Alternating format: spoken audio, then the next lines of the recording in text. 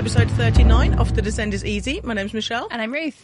And today we're discussing Familia Ante Omnia, because they just really love me slaughtering Latin. I apologise to anyone who actually speaks Latin. I don't. Just go with conviction. Well, I think I ruined that. And before we get into the episode, we've got a couple of corrections for last week's episode. Well, yeah. We're sorry about the confusion, basically, and we are confused also because the title changed halfway through the publicity, apparently. So there's the discussion between the original title, which was A Walk into Darkness, the currently advertised by Freeform title, which is A Heart of Darkness, and the still advertised on Netflix right now, A Walk in Darkness. We're sorry about any confusion caused by the confusion, basically. Yeah. No, I'm quite glad, because I thought I was going nuts, because I put A Walk in Darkness on everything, and then I changed it all. This is the thing. I went to check something on the Wikipedia page, of all things, whilst I was putting stuff together this week, and saw that the title changed. I'm like, my God, did we just completely make up the title? Have we just, had some sort of bizarre joint hallucination in which this title is called something completely different? It's happened before. Not really.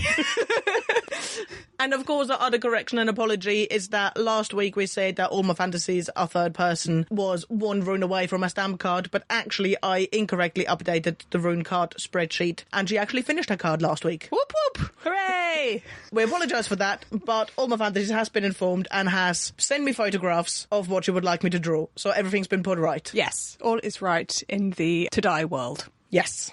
So I feel last week was quite interesting because while we had more listens than in previous weeks, we've actually had an awful lot less write-ins. Yeah. And I think the fandom was just reeling from that episode.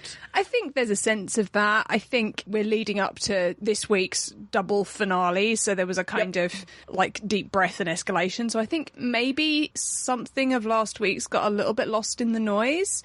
But yeah, interesting stuff. And obviously, if you do have things to say about 308, we'd still love to hear about it if you've just taken a little while to percolate your thoughts, as it were. So. Oh yeah, totally. And of course we've got the roundup coming up anyway. Right, exactly. Well, we're going to be talking about all of the episodes. The kind of the writings that we've had and discussions that we've had on Tumblr and Twitter have been in regards to the inside Jace's head scenes. Yeah, of course. And discussions over Alec's decision not to kill Jace and his hesitation over the decision not to kill Jace and the interaction between all three of them in regards to that. Sadie Stuff on Tumblr wrote in and talked about Alec's hovery hands when Jace moves on to give the blade to Isabel, which I believe is probably the first hovery hands I didn't catch first time round. And yeah, they are so hovery, and they are always so good when they do that. I mean, yes, totally. I think the thing for me is that I kind of hadn't separated the hovery hands from when he walks into the room with the hovery hands. You know, his body language is so beseeching and hesitant all the way through that scene that I don't think I ever identified a kind of stop of it and a begin of it again. But you're totally right, he does, because obviously they embrace in the middle, so the whole cycle is... and then he holds a blade and right, exactly. all of that, yeah. But I think for me, his body language was so consistent from beginning to the end of the scene that I didn't even really register it as differentiated. But you're absolutely right to call that out, particularly in regards to the conversation that we were having about the significance of him not disarming Jace and the significance of Isabel disarming Jace and that whole interaction they had. Yeah, so yeah, absolutely right. And the other thing that Sadie was pondering on was the wondering why Izzy hesitates when Alec's no was so immediate. And what she talks about is that all three of them know that Alec can't do it in that moment. So perhaps Izzy is processing the fact that the decision is falling on her. That it's more than just Jace is asking her, but also that Alec's already refused. Yes, totally. For me, watching that scene, Izzy's hesitation was always about killing Jace. I hadn't actually paused to think about the fact that there's two of them and one of them's already said no. Yeah. So yeah, I quite like that element of extra hesitation because now it's just down to you. Yes. I mean, the whole scene is really interesting in terms of dynamics and, you know, it's interesting that this is the culmination of that increased interaction and relationship we've seen between Izzy and Jace this season. We hadn't really seen very much from them before. We've had quite a lot of them this season sort of touched in, which I was, you know, I've been really, really glad to see. And especially if the Lightwood sibling thing is going to have culminated in an episode like 308, it's really important that we sort of re-established Izzy and Jace's relationship, which was by far the least well-established of all of them. So yeah, it's just some really interesting stuff. And I think probably that's a scene that will be interesting to come and look back on in future episodes in terms of how the three of them progress and develop from this point on. If, of course, they all don't die in 310. Which, you know, as we've said, but is probably worth reiterating, we still have not seen. We are podcasting for you people, just having watched 309 because we're very, very nice to you. How has your day been? My day's been really stressful. Yeah.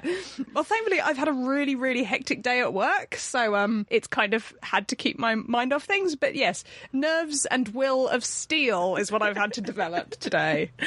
I've done laundry, I've cleaned my room, I've been to the gym, I've done about 4 hours of work, despite the fact that today is my day off work. And then I pretty much sat by the door and stared at it like a puppy, waiting for you to come home. Been very difficult. Yep, so we're going to rush through this one a little bit so we can go watch the finale. Just giving you a little heads up now.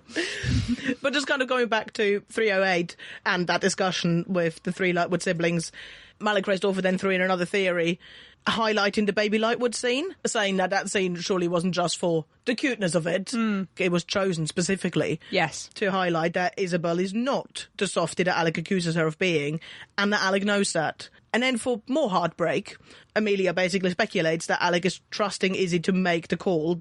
He can't do it, but Isabel could, and he gives her space to make that decision if she truly believes that killing Jace is the right thing to do. And then Faye Gilly also weighed in with beautiful thoughts on Jace's and Alec's self-sacrificial, self-destructive tendencies, because clearly we hadn't cried enough by the end of 308. I think we should just link the entire conversation in the show notes, because it's been a kind of back and forth on Tumblr. There's some really good stuff in it. Yeah, we all went on a little bit, and that was really good fun. I enjoyed that. But, and in the middle of it, you went out on the piss, and then you couldn't go on about it. I did have to put the conversation on hold because I was a little bit in my cups in the middle there. But yeah, we will link all of it in the show notes, but I don't think we want to get into it anymore right now, because I think we're going to spend a lot of the roundup discussing the Lightwoods. I mean, suffice to say that in regards to Amelia's specific analysis of 308, I totally agree that the scene with the little Lightwoods was absolutely linking to the scene with the big Lightwoods at the end. I think that the Isabel not a softie line was to, for me, indicate that Isabel has the strength and the resilience to kill Jace if that had been the ultimate call that was made. I think it was very much she has the ability in a way that I think Alec just doesn't or didn't. So I think that's what it indicated for me. But yes, do go have a look at the conversation, because Amelia and Gilly both make some really, really interesting points. Very, very, very astutely put. Yes. So. And another thing that, again, I don't want to get into it massively because we will be talking about it in the roundup, came from All My Fantasies third person, talking about Alec, Isabel and Jace being a beautiful representation of the hand, head, heart trope. Which I loved. Yeah, that was gorgeous. And again, I will link it in the show notes. Yeah. But we will talk about it more. Yeah, and as I said to All My Fantasies on Tumblr, we have got in our long list of discussion episodes that we're going to get round to actually recording at some point, something about archetypes, and the thing that inspired that conversation was the idea of the Lightwoods as a triumvirate and the way in which they operate archetypically. So that is absolutely a conversation that I am really, really keen to have at some point, and we will get round to one hiatus someday. I know, we already scheduled this hiatus. Yeah. It will happen. It will happen. The other writing that we had came from Kathleen, and she was talking about the fact that Lilith moving her apartment looked like so much more work than Magnus moving his apartment. And she mentioned that maybe some things are harder for her than it would be for a warlock, or that there's different types of magic power, which reminded me of a conversation we had very early on in regards to Magnus and Iris Rouse, and that we just don't really know an awful lot about magic and how it works. And that we've got, of course, Madsy, who textually has abilities way beyond her age. Yeah. So there is a natural element of magic and your skill to it, but also reminded me of what you pointed out when Lilith was summoning the Soul Sliver demon, and that it kind of looked like hard work. I do wonder whether it's just that earthly magic just isn't her thing. I think that's entirely possible, because we do also get textuality in this episode of exactly how powerful Lilith is, and that's 13 warlocks worth, one of whom is Magnus. True. So, you know, that's sort of textualized. And we get that lovely moment where she wakes up Heidi, kind of showing that clearly her mind control is beyond anything. Right, yeah. But Which is a little bit odd, but I can get down with that being her power. yeah, but I think maybe there's just different sorts of magic.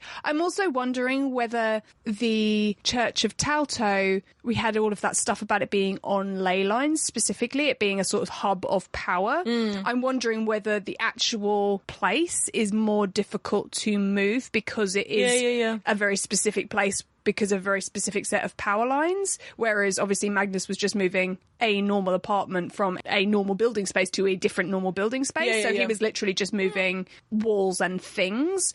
Also, he was kind of slicing the top level of something and putting it on something else. Right. Which, you know, imagine taking the top tier of a cake off and putting it on a plate. As opposed to Lilith, who was kind of just taking the inside bit but leaving the walls. Right, exactly. So it's kind of like getting all the raspberries out of a cake. Right. Which would be harder. Yes, but I was kind of mostly headcanoning that she'd had to kind of unweld it from the ley lines, find a different spot where the ley lines converged and re-weld it so that she didn't lose the power that she'd generated in order to keep Jonathan in stasis. Yeah. That was kind of where I landed with it. Fair enough. You know, it's a explanation that I'm sort of semi-happy with. Yeah, I can go with that. Okay. It does make me wonder, though, whether this is kind of on purpose, that we've now had 2 moments of her being really powerful, but not in a standard warlock way. Whether that's actually going to lead somewhere, which feels freely going out on a limb here, seeing as everyone has seen 310 and therefore knows what's happening and how they defeat her, or if they defeat her, and we have no clue. But kind of combined with the think outside the box comment and all of that we've been having. Yeah. I don't know. I mean, I think maybe there's an argument to which they're simply trying to delineate her from a warlock rather than it being anything specific. They're just trying to differentiate her power and the way her power works from the way a warlock's power works.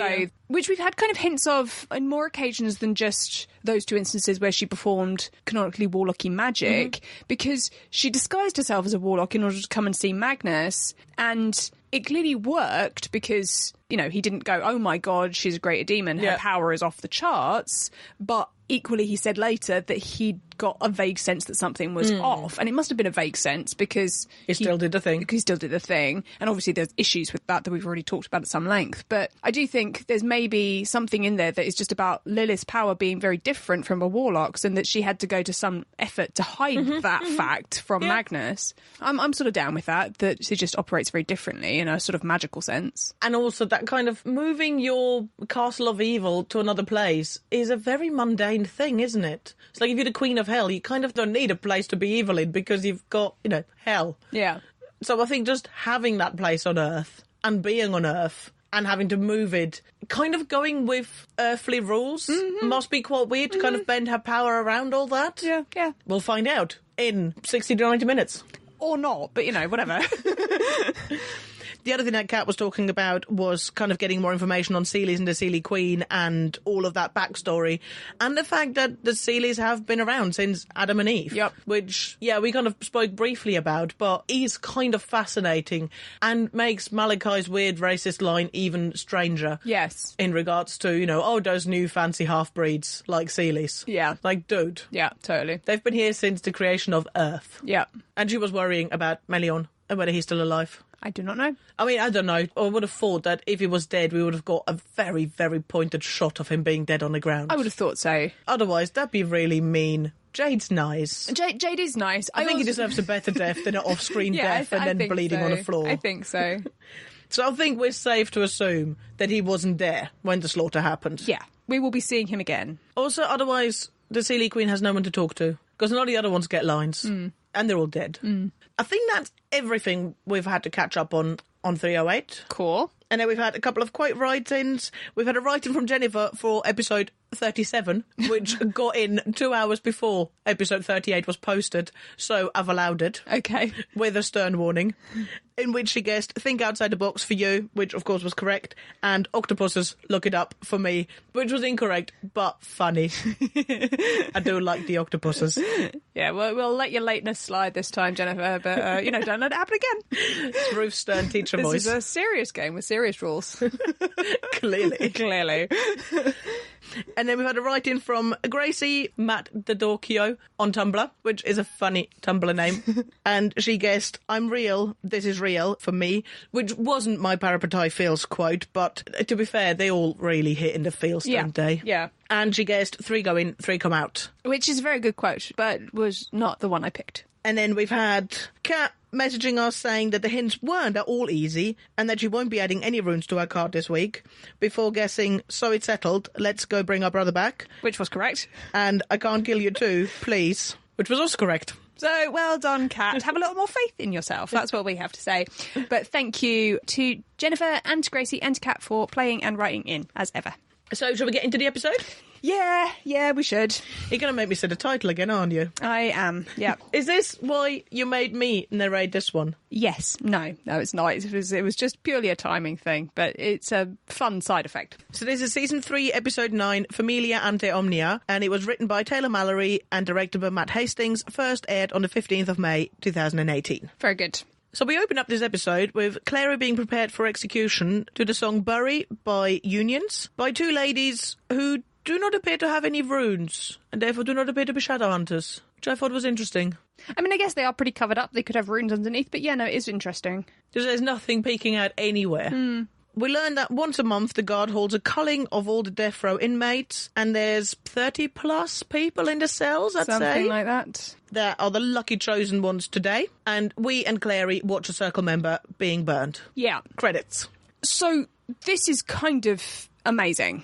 Absolutely stunning. This opening sequence is gobsmackingly beautiful in terms of cinematography. It's also brave in terms of the brutality of it. Yep, absolutely. It is a lot of people in the cage, which I don't have a particular issue with because they've, textually been rounding up all of the circle members. Yes, I kind of have to assume that it's only this busy this very month. This month, yeah. I mean, you'd kind of think they'd be more efficient about it. You'd have thought. Because that's going to take them all night. But yes, I assume it's not this many people every month. Yeah. Because there's also the bit at the end where Valentine then corrals all the circle members and we get that pointed shot of Iris Rouse disappearing. But everyone else seems down with the idea of rejoining the circle. Right, yeah. So it must be mainly circle members, because I kind of have to assume that it's not just Iris Rouse and Clary that have been condemned to death, because clearly we do this a lot, all of a sudden. So it can't just be circle members, it must be other people that have done bad things. Well, the second execution we see, he's not a circle member, is he? He's just a Shadowhunter that tortured mundanes, killed mundanes, 13 mundanes. It was, I don't know, assaulted mundanes. But yes, I'm hoping normally just, 5. One would have thought. But yeah, I kind of just keep coming back to the fact that this is really stunningly beautiful. Just the cinematography of this sequence is jaw-droppingly gorgeous. Yeah. The costuming is beautiful. The musical cue really, really works for me. Just this whole sequence is really, really well put together. It's like the colour palette is stunning. It's just gorgeous. And I really like the snow that almost looks like ashes. Yep. And the fact that they kind of started without Clary means it's entirely possible that it is ashes. Yeah. And that's gorgeous. Yeah. I mean, yeah, brutal, but stunning. I'm not sure how I feel about the idea that the clave still burns people at the stake, that's their method of execution. It seems a little messy to me. And hardcore. Yes. Really, really hardcore. And I mean, it's, quick fire. It's not quick fire, that's a quiz round. What's it called? Flash fire. Yeah. So, it's quick. Yes. But that doesn't make it any less gruesome. No. I'm also curious about the fact that they clearly don't differentiate between Shadowhunter captives, prisoners, and Downworlder captives. I'm interested that they kind of come under the same system, the same execution, which I suppose is a little bit clavey in terms of like the law is hard, but it is the law. And once you've broken the law, you are no longer worthy of our attention. No, totally. Same as the whole de-runing. And then, you're going to be much more of a target for demons, but that's your own lookout. Yes. I am interested that there is no delineation, especially since in terms of a historical precedent, it is completely standard to have delineation of execution methodology depending on the rank of the person that you're executing. That is completely standard by any kind of culture, community who have practiced standard execution of prisoners. So I am interested that there does seem to be just kind of a one-size-fits-all system. But yeah, it does seem a little cack-handed for the Clave. I'd have thought they'd have been a little bit more streamlined and militant about it. Yeah. Also just slightly more efficient.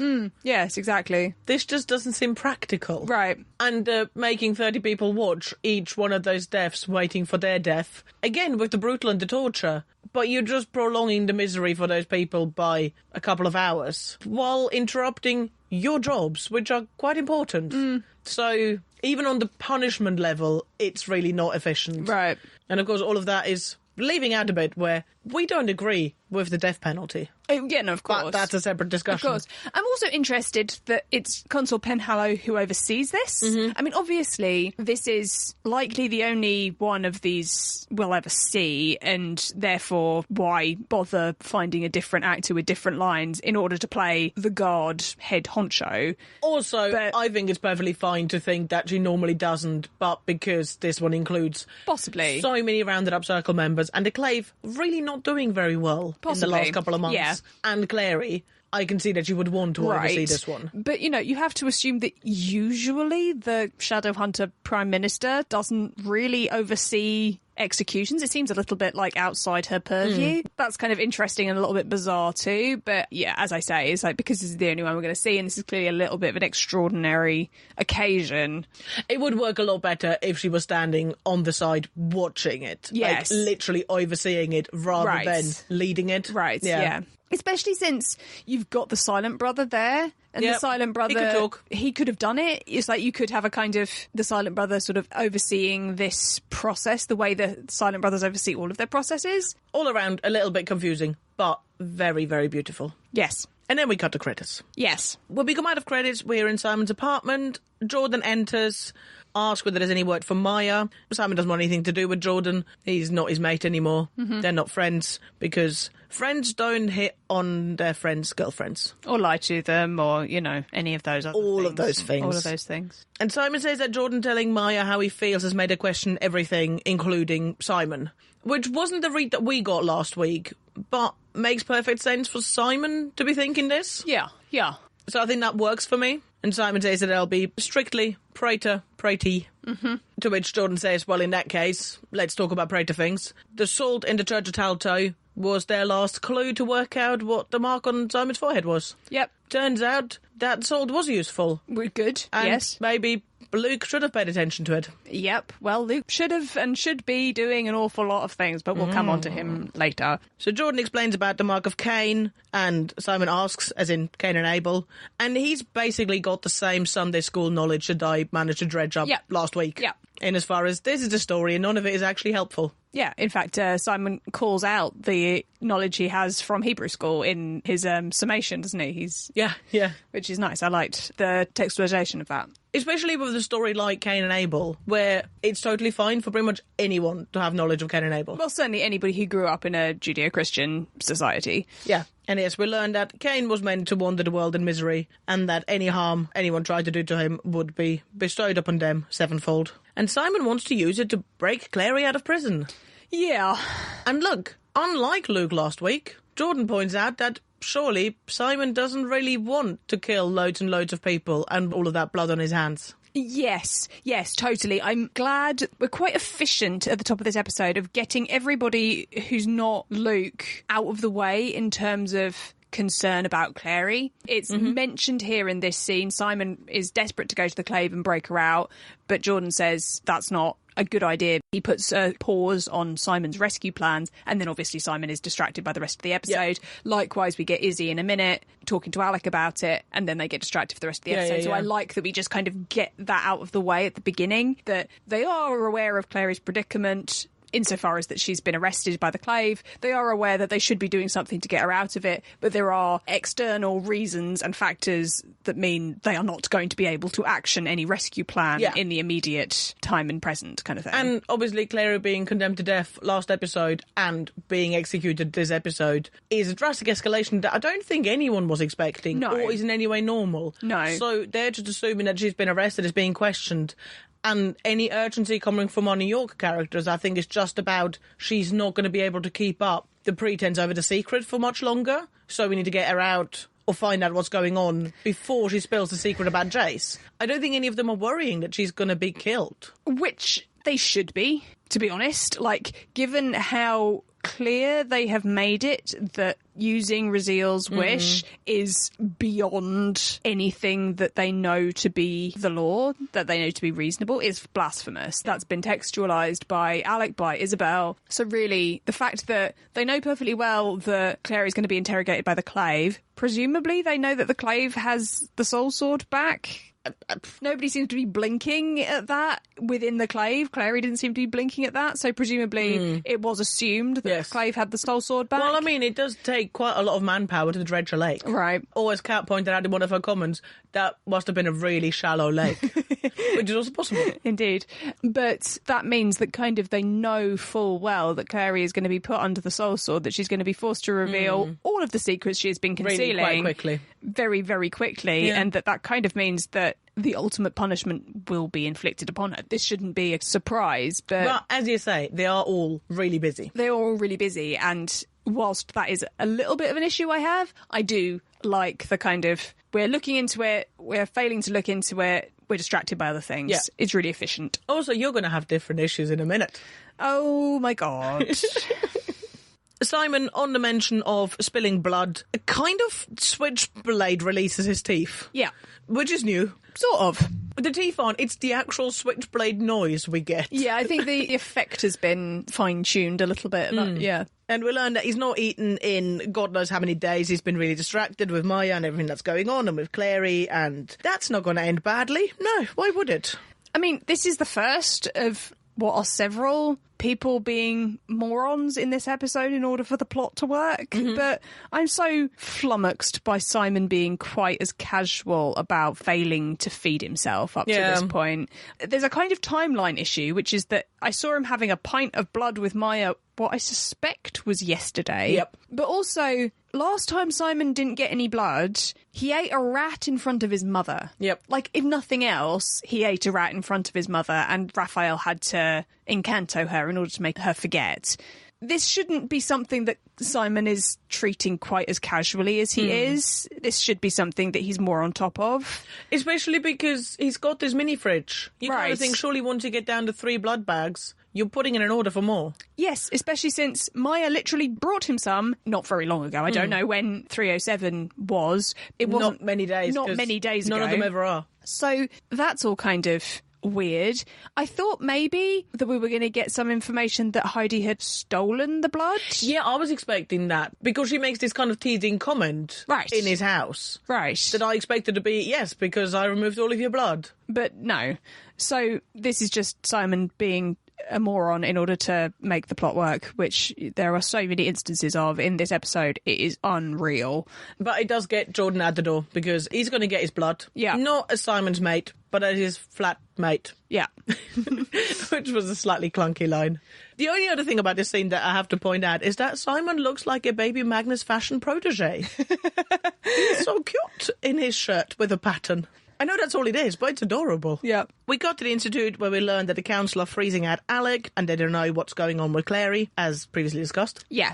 I like how pissy Isabel is with him. Yeah. I like how she's like, why haven't you done anything about it? You're the head of the Institute. Like, you're in charge of stuff. I like her sort of frustration. I like the strain of this week showing in her particularly. Absolutely. Because obviously we've already had quite a lot of that strain showing in Alec recently, but it's nice to see that in his belt as well. And as Magnus enters, we will also see that strain on him, because he looks rough. He does, yeah. He looks kind of amazingly ruffled and put together at the same time. Yeah. They do a really nice job, costume and hair-wise, to just make him look not quite right. Yeah. Magnus tells us that he's been up all night, mainlining caffeine, and that he's found a way to break Lilith's hold over Jace by basically flooding him with magic to break the mental cage that Lilith's got on him, which sounds dangerous to me. Kind of like the ley lines and flooding them with angel power. That was dangerous. It was. It kind of sounds very much the same, but in a small human. Yes. And that he hasn't got the power to do so, but he's found a way to channel slightly more than a dozen other warlocks' power. Yeah.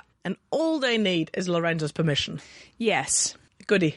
Yes. I like the exchange of looks between Magnus and Alec on that line. Yeah, it's nice. Matt does a nice little series of reactions. I like the smile he gets when Magnus tells him the plan, that it will work, and that, because, you know, it is a really good plan, and it's a plan that sounds totally, like, doable, non-aggressive and non-scary. You know what I mean? It's like, obviously, it's possible that this is dangerous to Jace, but Jace is already in danger. Oh, yeah, he's gone. This sounds like this could be just a solution. This could just be us fixing it, that we could fix this without having to confront Lilith about it at all, that we could circumnavigate that whole thing. Yeah, because at this point, plan A is killing him. You're right, So literally anything you want to try is better than that. Yes. So I like that, and I like the way his face kind of drops when Magnus points out that they just have to get through Lorenzo in order to... Well, it's a general up and down. It's, you know, Magnus coming in saying he's been up all night, and Alec's quite sedated, and then I found a solution, and there's happy. And then ask when he's got the power, and Magnus says no. And then he says, but I can find it. Yeah. But there's this other thing. It's just up and down and up and down, which is kind of what they're going through the entire episode. We got back to Alicante. Iris Rouse is in the cage, which is nice. Clary's got a friend in a cage. Yeah.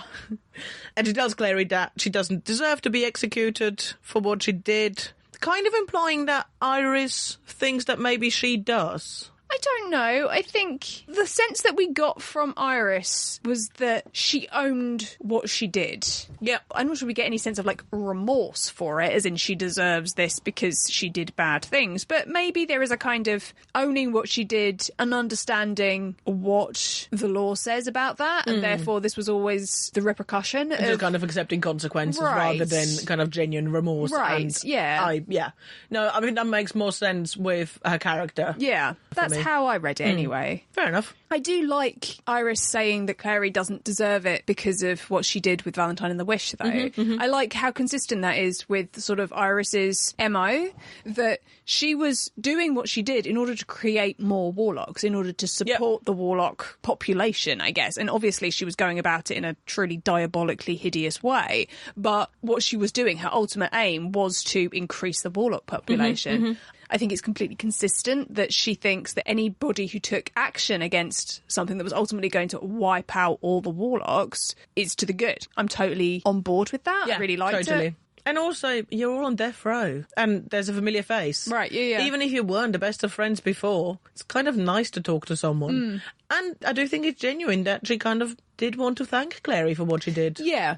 I do wish that we got a little exchange about Madsy, considering Iris goes on to say that Valentine can rot because he took Madsy from her. Yeah, I was expecting Clary to say Madsy's safe. Yes, that she's with a warlock woman who is raising her in safety and security. No, totally. It was really weird. I was just waiting for that line. It never came. Right. And it works because Claire is not enjoying this exchange. No. She at no point softens. No. So I can kind of see that she wouldn't want to give comfort to Iris before her death. Right, but I kind of expected Iris to ask her. Yeah. Yeah, it would work that way around. And Clary wouldn't be cruel enough to deny her knowledge. No, she's just not offering it. It's a straightforward answer to a question. But I kind of, given that Iris's preoccupation seems to be with Madsy at the end, I kind of would like some sense of maternal concern beforehand, especially in this season when we're talking all about mothers. Mothers who are of dubious moral but are quite good mothers, which is kind of the underlying theme of what we're talking about all over. It would have been quite nice to get yes, I'm evil and I maybe deserve to be burned at the stake, if anybody deserves to be burned at the stake, but I am genuinely concerned for my child. And before I die, I want to know what happened to her. Right, yeah. Especially because, of course, you'd then be contrasting it to Katerina turning and helping Magnus. Yes. Because of Madsen. Totally. No, it does seem like a missed opportunity. Just a slightly sloppy failure to adhere to that kind of overarching theme, which is a theme that I think we're exploring really nicely and beautifully over the sort of season as a whole. So yes, yeah, we didn't make that one up. No, it's very, very thorough. Very much in the text. I do, however, very much appreciate the next line where Iris points out the irony of a witch being burned at the stake for not doing magic. I enjoyed that. Yeah, likewise. And then we learned that the magic that she didn't do was bringing Valentine back from the dead for Gia to question him about a demon. It just seems so extra. It's also, like, this was a really big deal last season. Yes. And suddenly we're just casually bringing back the most evil to ever evil to ask him a question. Tip of the freaking iceberg in terms of my issues with this, but yes. We cut over to Lilith. We learned that she sent out the owl to fetch Heidi to keep Simon busy and the Mark of Cain away from her, bringing back Jonathan. Mm-hmm. And the owl is gloriously blood-spattered. He is, yeah. I'm kind of a little curious that we didn't get any sense as to whether Alec and Isabel succeeded in bringing Jace back with them. You know, obviously, they come out of Jace's head last episode, and then they're all knocked unconscious by Lilith, and then Lilith has him again, so he's immediately under her control. But I'm kind of curious that we didn't get any sense as to whether they were actually successful. If Lilith hadn't come in, if she hadn't interrupted, would they have been successful? Would it have worked? Yeah. I would have kind of liked a little bit of a sense that either at the end of last episode or at the beginning of this one, as to whether there'd been any change in the owl. Which kind of goes right back to our ongoing issue with the owl and the fact that after Jace drank the potion, she didn't need to do anything. He was just instantly under her spell. Yeah. So kind of going into Jace's mind to bring Jace out sounds to me like it never would have worked. Because clearly Lilith got into his soul, his being, his person, his whatever. Yes. When he was brought back from the dead. And she kind of lives there. Yes, though from what Magnus has just told us in this episode, real Jace's soul, is being kept in a cage in Jace's mind. Presumably what Alec and Isabel were doing was dragging Jace's soul from that cage in his mind to into the rest of Jace. The rest of him. So presumably that's exactly what they were doing, and presumably what happened when Lilith knocked them unconscious and then took Jace back was push a bit of soul back into the cage. Yeah. Because that's what her power does to him. But just that all of that consistently was done without us actually seeing any of it. Right. But I would have liked to have just got a sense as to whether it worked. Yeah. But we don't. We don't because the owl put Heidi in a duffel bag. Right. And I must say, I'm kind of down with Heidi again. Yeah, I liked her in this sequence. I thought she was really, really good in this. Yeah, I really liked the power sort of thing was working between them. I liked how Heidi was kind of being Heidi, but was sort of very aware of how much power there was in the room, and it was nicely done, I thought. And I liked a little hint that the Praetor were kind of getting somewhere. Yes. That she was following the, 7-step program. Right. And was making progress. And how quickly Lilith shatters it because she was just doing it because Simon wanted her to. Right. Not because she wanted to change as a person. Right. So therefore it didn't take very much for Lilith to change that. But also, just generally, Lilith talking to Heidi. I mean, the multiplication of the crazy, crazy scary in that room is glorious. Really, really down with this scene. Now, I was really confused. Jace is playing with Praetor necklaces, isn't he? I believe so, yes. Because I at first thought he was playing with his ring on the necklace, and then I realised that he was wearing it, and then I saw that there were 3 plaques. And then I had this weird flash of Jordan at some point showing us, like, his name on a dog tag, basically. I don't know, but I don't think Jordan ever shows us. I think Jordan definitely wears something around his neck that could well be this, because yes, I recognised them too, and I'm assuming that's because I've seen it on Jordan, but I don't think we've ever actually had a kind of deliberate him going, oh, look at this, And obviously this is very background, like, I don't think it's in any way important. No. But there's quite clearly 3 of them. Jordan later on says, that there were 3 praetors that were killed. Yeah. So it must be what he's playing with. But yeah, I just thought it was a really interesting little detail. Yeah. But Lilith does very quickly convince Heidi that no woman should ever kneel to a man. And it wouldn't take very much to make her make Simon kneel to her. Yay. I do really enjoy the exchange where Heidi says, well, he thought I was out of control. And Lilith says, or not under his. Yeah. Nicely written line. Yeah. But yes, scary crazy. Mm-hmm. And now on the loose. Mm-hmm. We got back to Alicante, where it's Clary's turn to burn at the stake, but just before it happens, she points out that she knows what Gia asked Iris to do, and I kind of expected her to go for blackmail with this knowledge. I mean, I guess that would have been a little bit weak sauce, considering she's about to be burnt at the stake, so who precisely is she gonna tell? I don't know, all the Shadowhunters around to point out that this person was going to bring Valentine back, and isn't it crazy? I don't know, I just didn't expect her to go, I will do it. I mean, no, I didn't expect that either, but... And blackmail was the only other option that I could think of that was going to maybe get her out of this.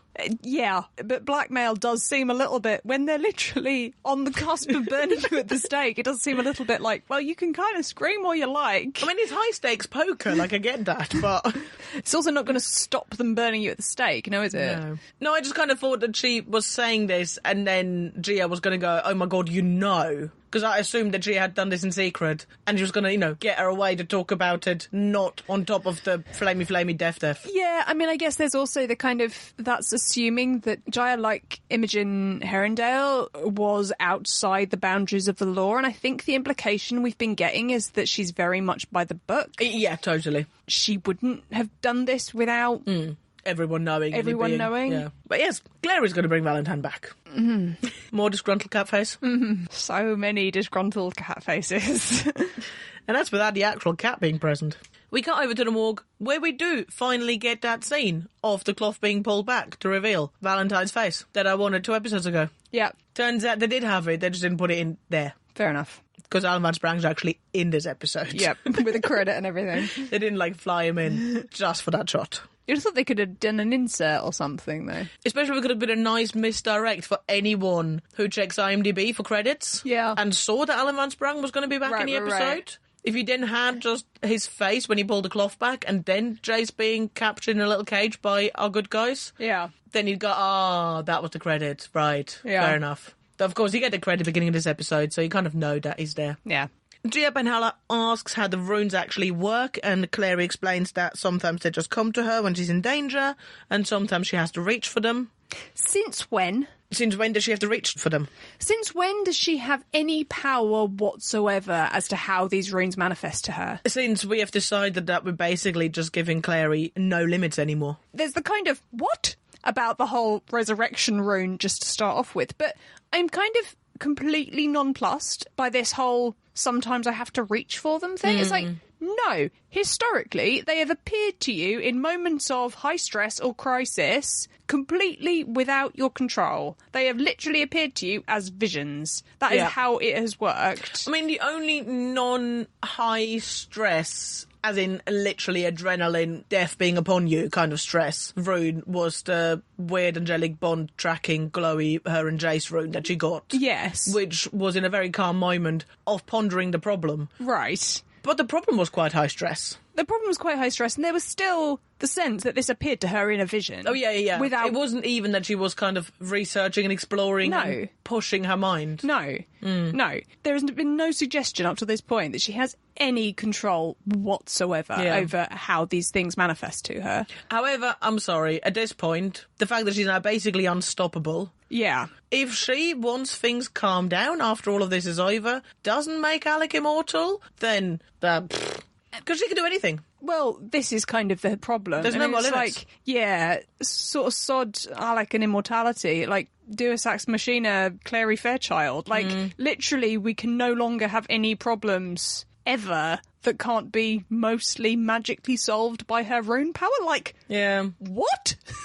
Just on so many levels, you just can't do this. The only thing I haven't got an issue with is that necromancy is something that we textually can do. Yes. Just like portals are something that we textually can do. Yes. The fact that she makes a portal rune is kind of skipping all the hard work, but it's not creating something out of nothing. Yes. It's kind of the same way I look at magic. you use magic to do something that's possible. You just do it faster, easier, from further away, kind of whatever. And I think her runes work the same way. So I think I don't have a massive problem that a necromancy rune exists, because necromancy exists.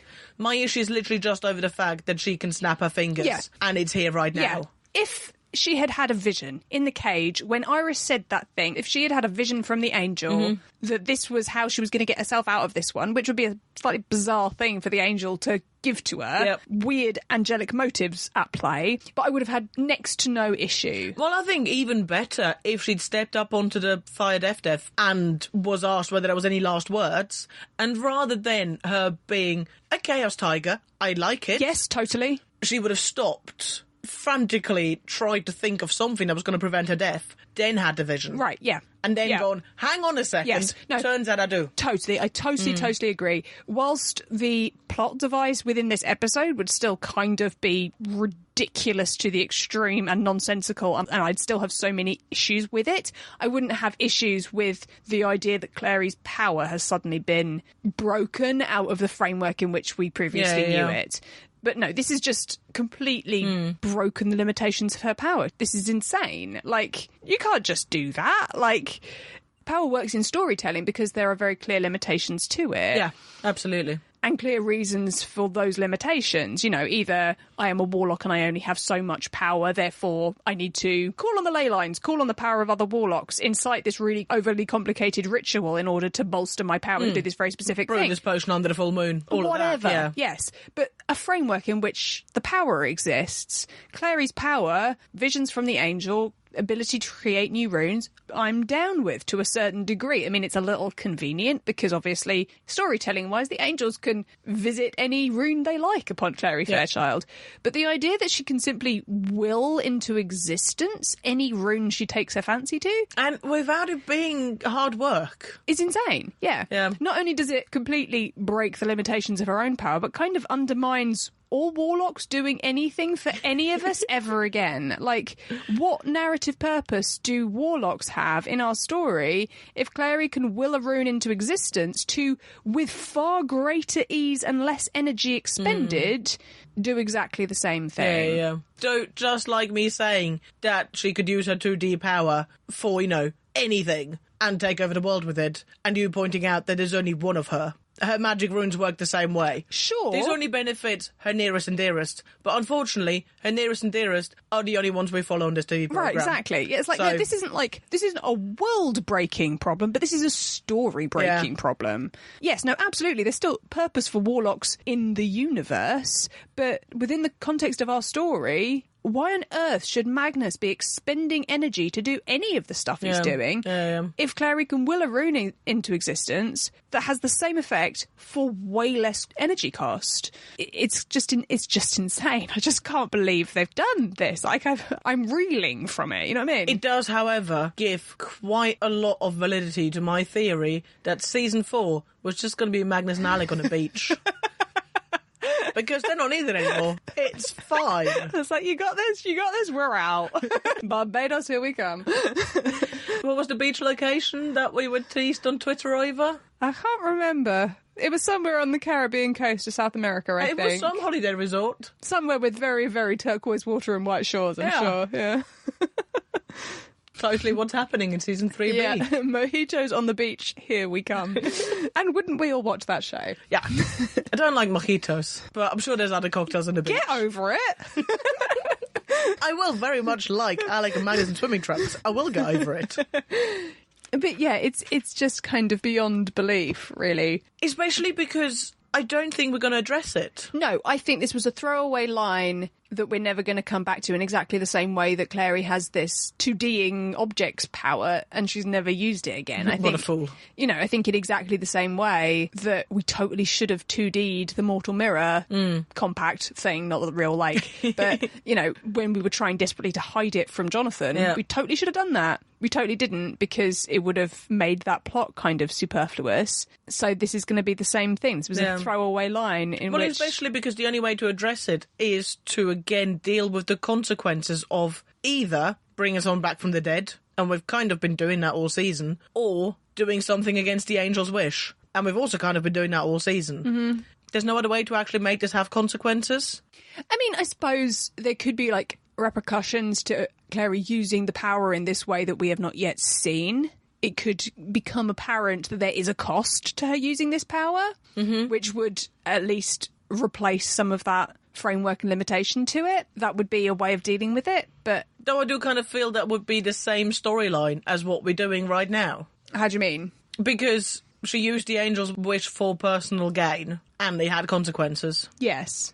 And she brought someone back from the dead, and he had consequences. So, her using the rune because it's her will, as she will say in a minute, and it having consequences, is kind of the same storyline. Like, I'm not disagreeing that we could do that, and I would quite like it if there was just an element of her, I don't know, expending too much of her own energy, or like drawing on her like actual life energy to do it. Or that's exactly what I mean, because the consequences so far have been entirely external to Clary herself, because they haven't really been anything that's to do with Clary. Like, anybody standing on that beach with Raziel could have made the same wish to bring Jace back from the dead. The consequences to anybody else would have been exactly the same. And actually also all of our characters have kind of acknowledged that they would. Yes. Well, certainly Alec has, who was the main opposition to the whole consequence thing. Yeah, and everyone else then fell in line behind him. Right. Therefore... But if Alec had been the one standing on the beach and made exactly the same wish, the consequences to Alec would have been exactly the same. The consequences to Jace would have been exactly the same. There would have been no difference. This had nothing to do with Clary's power, other than the power she had narratively in the circumstance of her being the one standing on the beach. This is internalized power that Clary has. The consequences, therefore, would be, or would have to be, on Clary personally, internally, rather than externally. There would have to be a personal and very potent cost. And there could be. Gonna. As I say, I strongly suspect that this is a throwaway line that we will never come back to. I'd also like it if she basically only had the power to make 10 runes throughout her life. I mean, there's just some limitation. There's just so many things. I still am bothered by the fact that we've not had anybody else mention trying one of Clary's runes. Yeah. Well, there's always a bit at the end when she opens the door and Valentine is watching her, completely fascinated, because obviously he's decided she is his greatest creation, she's amazing. But there was a bit of me that was like, oh, he's looking at that rune really closely. He almost looked like he was memorising it. And then, he dies. Spoilers. So, clearly not going to use it. Yeah. But there was a moment where I thought, oh, maybe he's actually the only person in this entire show clever enough, which, that tracks, to do something with it. Yeah. And to try it. But no. Yeah. And as we say, I strongly suspect that the reason we haven't had anybody else using Clary's runes is because it would be a over-acceleration of the development of her powers and the development of the sort of storyline to do with that. But it is starting to feel like we really need to have some breakdown and drilling into what these powers mean, where they come from, what the cost of them are, what the limitations of them are, what possible purposes they could be put to, whether anybody else can use them, how they interact with Jace's powers, which obviously we cannot do until we have Jace back in the picture. But still, I'm really, really feeling a need for that to be something that we're drilling down into a little bit. And, I strongly suspect that's not going to happen in 310, but I hope it is something that we get into at some point, because this beggars belief for me that they've done this so casually, and it's a big problem. Yeah, no, this is what should be discussed in Season 3B. Yeah. And maybe it will, while Magnus and Alec are on the beach. Sure, yeah. Because they don't need in that discussion. It's not about them. Magnus become pointless. And there is, of course, then also the line where everything goes a bit flickery, because clearly the necromancy rune affects electricity. Or something, yeah. Or the angels do. And Gia Penhala says, stop it, this is not the will of the angels. And Clary goes, but it's my will. Yeah. And, last week when we really liked her taking her fate into her own hands and making decisions and deciding that, you know what, you're going to do this, this and this, and I'm just going to crack on and do the other thing. Yeah. That was awesome. Yeah. I mean, I'm still really liking it, but she's gone power hungry and it's terrifying. Yep, as we were just discussing, this really needs to be something we talk about quite soon. Yep. Really scary. And then Valentine wakes up, which should kind of be the scariest thing in this scene, but I'm still more scared of Clary. Oh, yeah. Chaos Tiger on the loose. Yeah. We got over to the Jade Wolf, where Luke has assembled all of the werewolves. He asks where Maya is, and Russell points out that she's left town, and oh, didn't you know that? Mm-hmm. And for the first time, I am so with Russell. Oh my god, yes. Yeah. Oh my god, yes. Luke is so out of order. I mean, there is the element to which, in a continuation of that discussion we were having, his sort of fatherly instincts taking over, in which I get this. You know, Clary's his kid, and kind of, in order for us to still value Luke as a father, that has to come first for him. But the way in which he is abusing his leadership powers because Clary is his kid is kind of out of this world, ridiculous and outrageous. There's also just the element of, Clary's his kid. He's going to do anything he can to rescue her. Sure. But he's also spending an awful lot of time running around New York, not going to Alicante to rescue her. Yeah. He does say, thank you for assembling on short notice. So, clearly it wasn't ages and ages, but I just kind of want to see Luke storming Alicante by himself. Yeah. If that's what his motivation is. Yeah, I also kind of have difficulty with the fact that because we don't see Maris in this episode, we don't hear from Maris in this episode, and sort of the last thing we heard was that she was going to try and pull strings to get this sorted internally. I don't get that weight of parental panic. Yeah. In a way that I think if Maris had said, I've been trying and I'm not getting through, or Anna Maria's not able to do anything, or she's tried and she's been blocked out or whatever, kind of a continuation of what was going on in their conversation last episode, then you might feel a little bit more of that parental panic weight.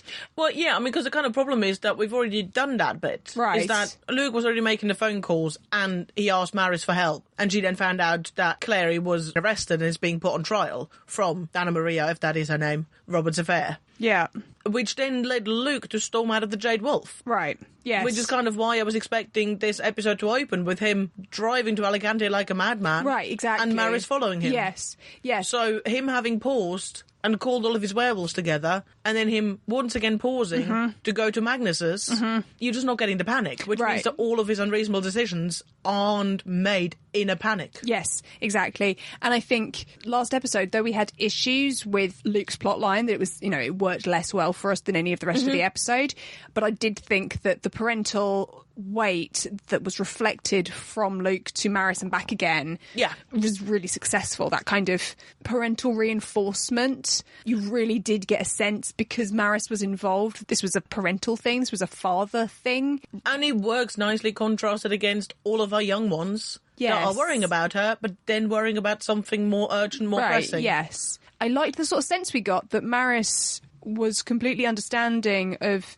the insane lengths one might go to protect one's kid, and that Luke had an ally in her because of that, in a way that he couldn't necessarily have an ally in anybody else. Yeah, totally. That anybody else might recommend restraint or planning or anything else. But I think we got a real sense that Maris would be up for being party to an insane rescue plan in a way nobody else would have been, because she's a parent. Yeah, because she's a parent, and of course also because everyone else has a loved one that's at more risk than Clary. Yes. Because, of course, the equivalent would be Jace.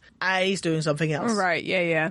So it kind of works as well that, of course, Isabel will be up for helping Luke rescue Clary because she really likes her, but she had to look after Alec and Jace. Yeah. That, of course, Magnus will be up for helping Luke rescue Clary because, she's his biscuit. He really likes her, but he had to look after Alec, Jace and Izzy. Yeah. It's just everyone was busy with not more loved ones, but closer loved ones. And Maris didn't know about it. Right, and circumstances that were more dire in their awareness of it at the time anyway. Yeah, totally. Yeah. And Maris completely outside of the Owl plot. Yes. Which is why I was expecting her to be tearing up the M5 after Luke to Alicante, which is where the M5 leads. I don't know.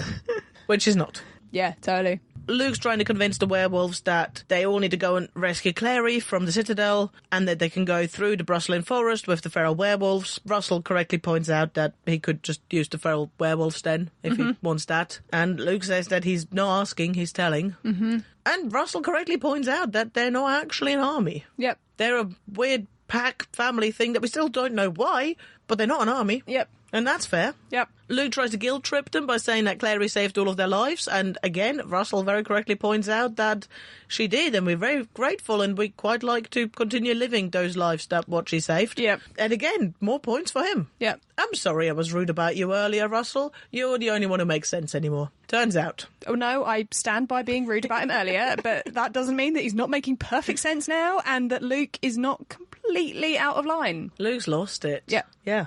Yeah, this is just not working for me. It's just not working for me in any particular.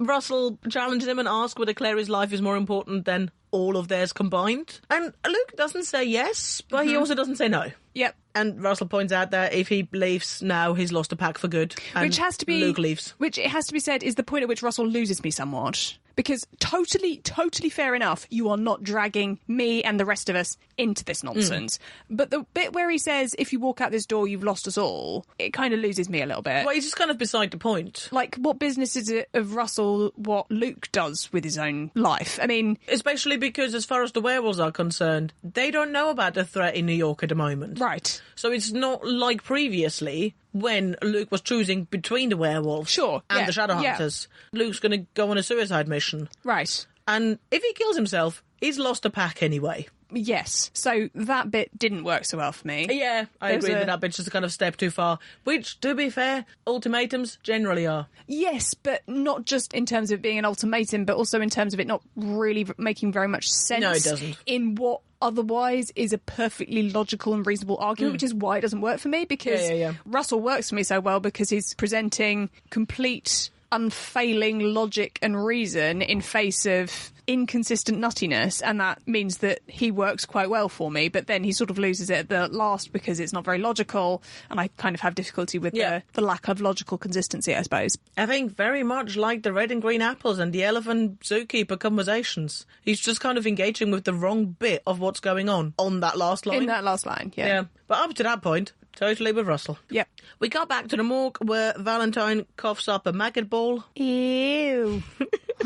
I love it. Ew. It has to be said, this is another one of several moments in this episode that is just beautifully, horrifically visceral. Yeah. They do really well on the grim and gore this episode. An episode that really needs it, really effective grim and gore. Yeah, you know? totally. And Valentine's makeup is fantastic. Yeah. He looks dead. He does look dead. Yep. Yeah, well done. We learn that Valentine was not, in fact, in hell. He was in the dark. There was nothing but shadow. He was a shadow. Which seemed a little bit grandiose and unnecessary here, but I really like the way it links back when he says, I'm not going to return to dust and shadows. Yes, that I one really was like that beautiful. too. Really like that too. So, really, really worth putting that in here. Yeah. Valentine tells us that he will only talk to Clary. Gia concedes and says that Clary can question him, but they'll be watching. Yeah. We cut to the Institute where Alec and Lorenzo are meeting.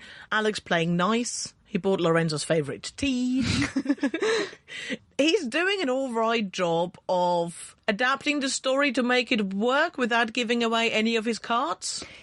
Yes, a relatively nice job. I mean, I think, again, Alec Lightwood, not so great at subterfuge. No. He's a very honest human being. He is a very honest human being. And, you know, ultimately, when he says things that are false, they sound false, you know. Though, of course, this is also the only way Lorenzo's ever encountered him. That's true. All Lorenzo knows, that slightly weird, creepy, smiley dude is just who Magnus Bane is into. Yeah. So that kind of works for me. Yeah. Also, you know, it's totally consistent within the character, so I'm on board with Alec Lightwood being awful at subterfuge. That's cool. Oh, totally. But he has to have some flaws.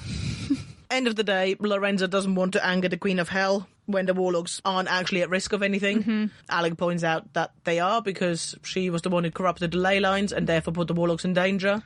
Lorenzo points out that, yeah, but that was fixed, wasn't it? And Alec does this beautiful threat. Yeah. So whilst I think Alec's subterfuge earlier in the scene is, you know, not so great on the subterfuge front, I do adore the smoothness and effectiveness of his threat at the end of this scene. I like the way he slides so naturally into something a little bit harder and a little bit more menacing. Well, because while Alec's not good at lying, we've discussed it last week, Alec's good at scary. So Alec threatens to expose Lorenzo by telling everyone that it wasn't actually him, and that fixed the ley lines. He also appeals to his honour, which I suppose he's not really got a reason to think that Lorenzo might not have some, but I feel Magnus has made it quite clear. Yes. I mean, I guess Lorenzo is an elected official. Like, he is an elected leader. They have chosen him. And I guess as far as Alec's concerned, there must be reason for him having been chosen. Yeah. And the fact that Magnus doesn't like him doesn't necessarily make him, a complete snake. Well, and Alec doesn't like him, but that doesn't mean that appealing to his honour as a leader wouldn't necessarily be effective. And then Lorenzo says something in Spanish, which I can't catch. No, he doesn't and he catch does, it either. Of course, instantly, straight after go, I will speak to my people, suggesting that that's what he said in Spanish. But I kind of doubt it, and I kind of feel like this is probably important or clever or subtle or something. Indeed. But unfortunately, Netflix subtitles just give me says stuff in Spanish. Thanks, Netflix. Which, great.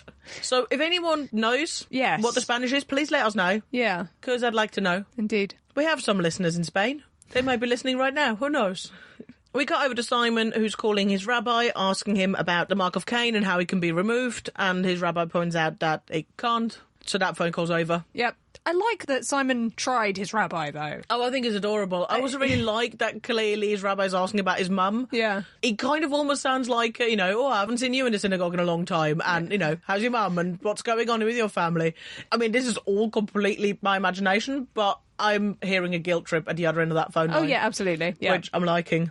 And Simon's, of course, doing all of this while pouring the blood off a steak in a bag into a cup. Ugh. Which, I'm down with. Well, that's what Luke taught him to do way back in the day. Yeah, absolutely. And I like that he's kind of going through the fridge in okay, what do I have to tie me over? Mm-hmm. I think it's really good. Mm-hmm. And then he gets a phone call from an unknown number. He thinks it's Maya. It's not. Nope. It's Heidi, who's at his house. Yeah. He's at a house. Yeah. And Simon legs it. Yeah. Dropping the blood. Yep. And I don't think that little bit of hemoglobin would have done it, but might have slowed it down a little bit. Now, Simon gets to his house in seconds. Heidi's not even put down the phone. Yes. And I know we kind of excused it last time because we figured that maybe Clary landing on top of the car was really close to Simon's house. Yeah. But I don't think all of those three things are really close together. No, I don't think they are. Simon's breaking speed barriers all over the place. Yeah. And sound barriers. Yeah. Heidi has Rebecca and Elaine tied up at the dinner table. She questions why Simon hasn't told him that he's a vampire yet and says that if he's not going to, then she will, with a nice family dinner. Mm-hmm. I love that the table's set. Yeah. I mean, this is all going to end badly. Yeah. But really nice setup. We cut back to Valentine and Clary. Valentine is impressed with Clary's rune power. He points out that he was wrong, that she's his greatest creation, better than Jace, better than Jonathan. Clary points out that she was never his. Yep. Which I like. Yep, me too. Valentine says that he knows nothing about Lilith when Clary questions him. Clary calls him a liar. Mm-hmm. Which, fair. And appeals to the Shadowhunter in him. Yeah. And he's asking him to, do the right thing. Yes. Which is interesting. She's appealing to sort of the Shadowhunter and then to the genocidal maniac who wants to kill anything with demon blood. Yeah, at the same time. Should really cover Lilith also. She's hatching her bets, but, fair dues. Yeah. One of them might work. As we previously said, there are major issues with this whole Valentine resurrection portion of the episode. But how much do you love having Alan Van Sprang back? Quite a lot. Yeah, Alan Van Sprang is awesome, and the fact that he manages to deliver some of these lines with humour in this scene is kind of astonishing and wonderful, and we've missed him. Absolutely. He's so great. He's so great. And Kat and he work really, really well together. I really like how much you feel their exchange from Late Lynn. Totally. In all of these scenes. I like how weighty they are with that exchange. Especially because, in story-wise, but obviously also shooting-wise, it's been ages. Yeah. And this is right back to that moment when she killed him. Yeah. Which, of course, is, the last thing that happened to Valentine. Yeah. And, absolutely, you feel it in all of their scenes together. Yeah, totally. They are both so good. It's unfortunate that the whole plotline's kind of nonsense. Maybe they were also dead at a time. Maybe they also have an alibi. I liked that line a lot. I genuinely laughed out loud. Yeah, me too. In a quite a dire, everything's going wrong episode. Yeah. Very good delivery. And Valentine does cave in the end and says that he has summoned Lilith before to get a vial of her blood to inject into Jonathan. Which I kind of the other day realised when I was thinking about a discussion over Lilith and the threat she poses, and that a lot of her threat is the threat of Jonathan, that of course our guys have no idea. And that I think quite a lot of the issues we're having is that we as viewers know her entire plan. Yeah. And the Shadowhunters know nothing of her plan, which kind of worked really well for the first couple of episodes because we were talking about the fact that the things that are going wrong are just everyday Shadowhunter things that they're investigating and that we're really enjoying this. But it meant that we kind of didn't have this building threat from Lilith by herself. Yes. Because they had no idea of her plan. And because we didn't really get a sense of the point at which their awareness shifted from this is a mundane who has been possessed and that's quite run-of-the-mill to, oh my god, this is an epidemic. We didn't get a real sense of that moment of realisation/panic. Yeah, it feels a little lame kind of thing. And the shift between the ley lines are corrupted with Edomy energy. Yes. You were right. I was never going to use Edomic. No. And the mark on Clary's soul was also Edomy. Yeah. That's when they kind of started putting the pieces together. Yeah. But then straight after we knew it was Lilith. And then straight after that, 8, 9, 10 happened. Yes, exactly. The build-up of the threat didn't work. Yeah, totally. Anyway, I was pondering that last week. Back to this episode. We got over to Magnus's loft where Magnus is frantically sending out fire messages, nearly takes off Kat's eyebrows. Why does Magnus hate eyebrows? I love the franticness. Yeah. Well, I love Magnus's entire journey throughout this episode. Yeah, it's beautiful. It is gorgeous. Kat's unfortunately come with bad news. She tells Magnus that anyone who's going to help him will be sent to the dungeons in the Spiral Labyrinth. So Lorenzo's not overreacting at all. Not at all. No. Nah. He says that at least he can count on her. Yeah. And she says that she would absolutely go to prison for him, has done so in the past. She can't right now because of Madzi. Yeah. And this is, of course, where we're missing that link to Iris Rouse earlier, which is a shame. Kat does point out that there's other ways for him to get the power that he needs, namely Asmodeus. And Magnus says that he's not desperate enough yet. Yeah. Magnus points out that Asmodeus' help always comes at a price. And doesn't that sound like a thing that's going to happen soon? Yes, absolutely. I do like that we're feeding this thought in ahead of time. Oh, yeah, totally. And that it doesn't come from Magnus. Yes, totally. It's really nice. Yeah. Also, on a completely, non-substantial level, I love that Kat knows. Yeah. Yeah. It's just kind of reinforcing their friendship as well. Absolutely. In a way that the kind of casual, jokey, I would go to prison for you, I've done so in the past. It's the same thing, but it is kind of casual throwaway, whereas this is really, really in-depth knowledge. Yes. And it's really nice. Yes. Alec and Magnus have a very, very intimate emotional relationship, and it took him quite a while to tell Alec this, and he didn't tell Alec this until a context arose where he needed to. Yeah, absolutely. It's also really good to, of course, have Magnus saying no so instantly and so fiercely. Yeah. Just to highlight the limit he's being pushed to by the end of this episode.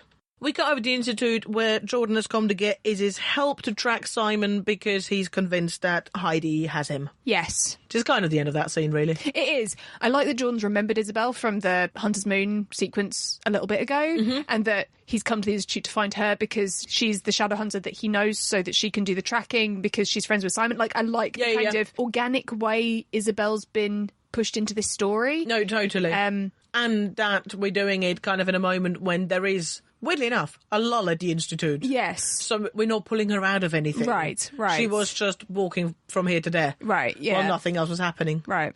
We got over to the Lewis's family dinner where Heidi is pushing Simon to tell his family. He refuses, so she does. And she takes off their gaffer tape to hear their reactions to this fact, which, weirdly enough, isn't what happens. And Rebecca yells at her. Yeah. Rebecca's not doing well. Well, she's being a little short-sighted, yes. Yeah. This lady is clearly crazy. Yes. Don't call the crazy lady a crazy lady to her face. Yeah. Do it on a podcast behind her back where she's not listening. But again, another really, really effective moment of brutality when Heidi whacks Rebecca's head off the table. Oh, gorgeous. Just, they're using that brutality and the gore and the blood and that visceral horribleness. Yeah. Really, really effectively this episode. Also, I love that she obviously set the table for the family dinner, but that we've also set the table so we can bash Rebecca's face, not just off a table, but off a broken plate. Yeah. It's just glorious. and the really gentle, don't be rude, Yeah. that Heidi delivers. Yeah. It's just fantastic. And then Elaine tries to mum talk her for about a second before she lawyer talks her about how all of this is really bad and would land her in prison, but she can talk to the DA. And Heidi does quite well at using that against her by saying that, for a court case you need evidence, so we probably need at least one dead body, basically. Pretty much. Did we know Elaine was a lawyer? This seemed like news to me. I don't know if we knew she was a lawyer. I mean, it doesn't matter. She needs a job. Yeah. And the fact that all we know about her is that she was an alcoholic really says nothing about anything. Yeah. Yeah, I don't think we knew she was a lawyer. No, maybe not. But yes, for evidence, Heidi cuts Rebecca's throat and Simon loses it a little bit. Yeah. We got back to Valentine and Clary. Valentine says that Lilith is here to reunite with Jonathan. Clary points out that Jonathan is dead, which seems a little bit foolish of her in this situation. Maybe. Like, Valentine was dead 3 minutes ago. Yes, that's true. It seemed really on the nose to me. Yeah. Which, Valentine agrees with. And again, I like that he says, do you really think that's going to stop the Queen of Hell? It didn't stop you. Yes, totally. We are knuckling down on this power-hungry Clary. Which does give me some hope, I suppose, that they are going to talk about it. Yeah, it doesn't seem like we're brushing over it. Certainly, Valentine is pointing it out over and over, and a lot of the lines between Gia and Clary are pointing it out. Yeah. So I love that little moment of exchange between them that is so straight out of 220, where Valentine goes in this soft, gentle voice, he is, and Clary goes, yes, Jace killed him. Just is beautiful. Yeah. Both that little bit of, I don't know, concern, grief, something from Valentine, and that little bit of vitriol with which Clary says, yeah, Jace killed him. Yeah. It's just gorgeous. Because we spoke about it in 220. We did, and this was the exchange that I wanted in 220, and I like that we got it eventually, even if it's kind of ridiculously past the point, But yeah, no, absolutely right. That is, really nice. It was a slow burn kind of a payoff. Yeah, and doesn't justify bringing Valentine back from the dead, show. Just in case you were harbouring under any delusions about that. Little bit? No. Okay. Gio interrupts all of this, says that that'll do. We're going to kill Valentine again, and this time we're going to incinerate him. Valentine breaks free, somehow. Okay, so 2 things in which this episode is kind of irritating me. Did you like the episode? Disgruntled cat face. Firstly, why does it not occur to any of them at this point that probably the rune has to be undone in order for Valentine to die? Oh, I don't know. It didn't occur to me on simply this is what the show's taught me. I keep going back to the crow. We just broke the crow's neck and he was dead. So... Yes, but equally, runes either wear off, which possibly this would have eventually anyway, or they need to be broken in some way. Yeah. No, that's fair enough. It just, it didn't occur to me because we could just kill the crow after it came back. Yeah, but that was magic, not runes. No, I'm not saying it shouldn't have occurred to me. It irritated me that it didn't occur to them before. Also, I was too busy by Valentine magically breaking the handcuffs. Why does he magically break the handcuffs? I don't know. How does he magically break the handcuffs? What the hell are these handcuffs that Valentine could just sort of go, I do not fancy being handcuffed anymore?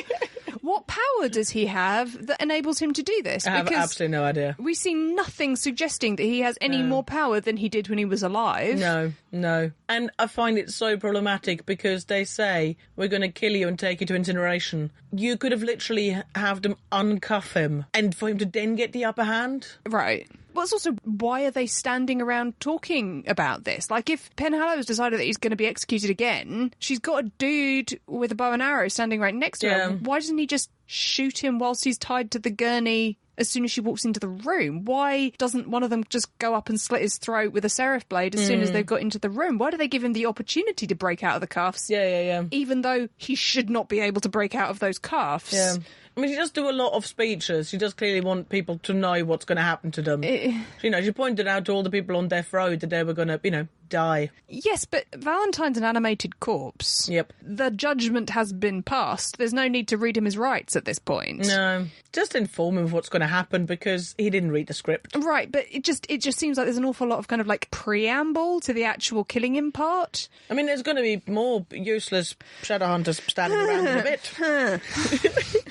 So Valentine does break out. We don't know how. He takes Gia hostage. The guards stand around, kind of do nothing. She repeatedly says, kill him. And he feels to me very much in the same way that all the tree said it. Yes. Kill him, even if you have to kill me at the same time. Right, yeah. No, I absolutely She doesn't spell think it so. out, but that's what's going on here. And all the guards do nothing. Being a Shadowhunter is about sacrifice. She told us this last episode. I mean, this is not on her. No. But yes. She's trying. This is the elite guard who, for some reason, just this episode, are masked. Why are they masked? Because there's a new Star Wars movie out. Yeah. And they really wanted to look like stormtroopers. Yeah, because plot convenience is plot convenience. That's why. Yeah. But these are an elite guard who are the personal escort of the Prime Minister of Shadowhunters. Yeah. Like... And Clary does what none of them managed to do by slitting Valentine's throat. Why aren't they just the shiniest Shadowhunters who ever shinied? You know, I do really like when Clary slits Valentine's throat, how quick dude with crossbow shoots Valentine in the throat. Sure. Some points for him. Yep, and again we get another really, really gorgeously hideous moment of visceral, gruesome gore when Valentine pulls the arrow out of his throat. It's horrible. Yeah, no, so good. So yes, many, many points for the gore and some points for the Shadowhunter Stormtrooper with the bow and arrow. A point. Okay. 1. But yes, turns out that Clary made him unkillable. Whoops. And as always, and this is not as I always say on this podcast, but as I've said to you anytime we watch any television, okay, so you can't kill him. Try cutting off his head and all of his limbs. It's gonna slow him down. Well, yes. They never do that. Yes. This is, as far as we know, because as far as we know, he has no additional powers than he had when he was alive. Yep. This is an unarmed, previously deceased, middle-aged Shadowhunter. Full of maggots. He cannot be in the best fighting shape he's ever been in. Like, you're the elite guard. What are you doing? Don't stand around watching him gruesomely extract an arrow from his own throat. And it takes so long. He does. I mean, there's also a bit of me that's like, okay, he's the stormtrooper had a crossbow. You've got one arrow in them, and they take a while to reload. They're not the best weapons. You've got an awful lot more heft behind the shot than you do with a longbow, and that's cool. Also much easier to do in, close quarters. I have no huge issues with the weapon, but it takes him 10 seconds to pull the arrow out of his throat. Definitely shoot more arrows into him. Yes. Again, he might be unkillable, but if he's littered with arrows like a hedgehog, it's gonna slow him down. I mean, the thing that gets me about all of this particularly is that these are demon hunters. They must be used to facing off against things that maybe don't die in the way that you'd expect them to. And certainly don't die quickly and easily. Sure. And, I get that Valentine is a little bit of a new entity in terms of they probably don't spend much of their time fighting Shadowhunter corpses. Yep. But they must have, fighting standard procedure for what happens if you shoot something in the jugular and it doesn't kill it. Yeah. And I think keep shooting and keep slicing should be step 1. I would have thought so. Yeah. The whole thing is patently ridiculous. Did you like this episode? Disgruntled cat face. We got over to the alley behind the Hunter's Moon. Lorenzo is saying goodbye to his friends. He's got friends. Apparently so. He didn't seem like a man who had friends, but there's 3 of them. Clearly the Hunter's Moon is the only place in New York. Possibly it's the only down-world establishment that Magnus Bane does not own. Do you think Magnus pettily banned him from all the other places? I hope so. He's definitely doing it after this. Yeah.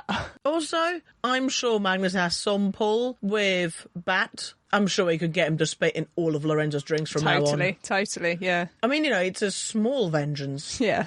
But yeah, it's good. Magnus confronts Lorenzo. He says that he lied to Alec. Lorenzo points out that he didn't because he said he would talk to the warlocks, which is true. Mm-hmm. Not much to say about it, but it is interesting that what Magnus identifies as Lorenzo's cardinal sin in this is that he lied to Alec. Yeah, rather than what he prevented Magnus from being able to do. Right, yeah. Yeah. Which kind of does go right back to the high warlock position. Is that, you might be a slime bag, but within your position, clearly even Magnus kind of hoped, expected, thought that maybe he was gonna behave like a proper leader. Yes. Magnus tries to appeal to Lorenzo. He says that they're trying to save lives. Lorenzo points out that they're trying to save Jace Herondale, because, oops, Alec's ruse didn't work. Shocking. Yeah. Magnus says that Alec does have a personal stake in this fight, and if Jace dies, then part of Alec dies too.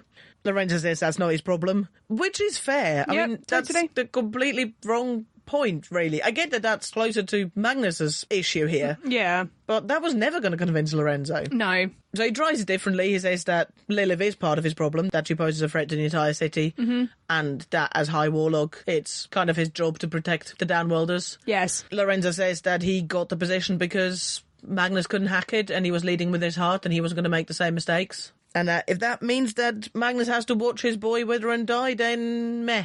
Yes. I think it's a bit unfortunate that this is effectively a reiteration of the same conversation that Lorenzo and Alec had just a little bit ago.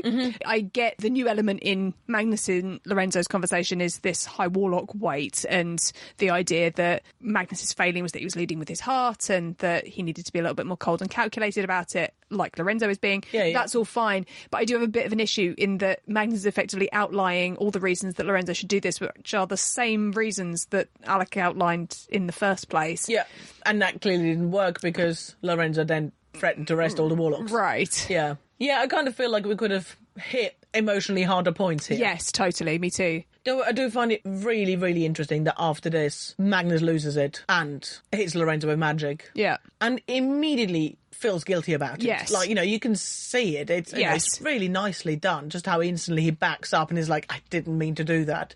But it's quite interesting in regards to our discussion over Magnus and anger. Yeah, totally. And, losing his cool. Totally. And that this is what makes him snap. Mm. And then they have a fairly epically cool Warlock fight. Well, I mean, interestingly, then Lorenzo flings him across the alley into a car and says that attacking one superior is grounds for banishment and leaves. I mean, he's kind of done. Yeah. And then they have an epic Warlock battle. Yeah. But it's very cool, the Warlock fight. Yeah, absolutely. I like seeing them sort of go head to head. I like how evenly matched they seem to be. Yeah. I also like how different their magic is. Yes. Like, there's something very electricity about Lorenzo's magic. Yeah, it's really cool. And I always like to see the differences on that. We still kind of haven't established what happened to Magnus's magic and why it stopped being floofy and blue, but that's okay. I do just really like the fact that Lorenzo says it's ground for banishment and Magnus just stops caring. Yeah. Like, he was playing nice up to that point and he kind of tried to appeal to something in Lorenzo. And when he lost it, he was willing to apologise. And I think he was willing to grovel at that point. Yeah. And then Lorenzo threatens banishment and he's basically going, okay, sure. Yeah. But I'm really, really gonna bash your face in before then. And Magnus wins the battle, which is also, worth pointing out and good. And Lorenzo leaves saying, you're done, Bane. You're done.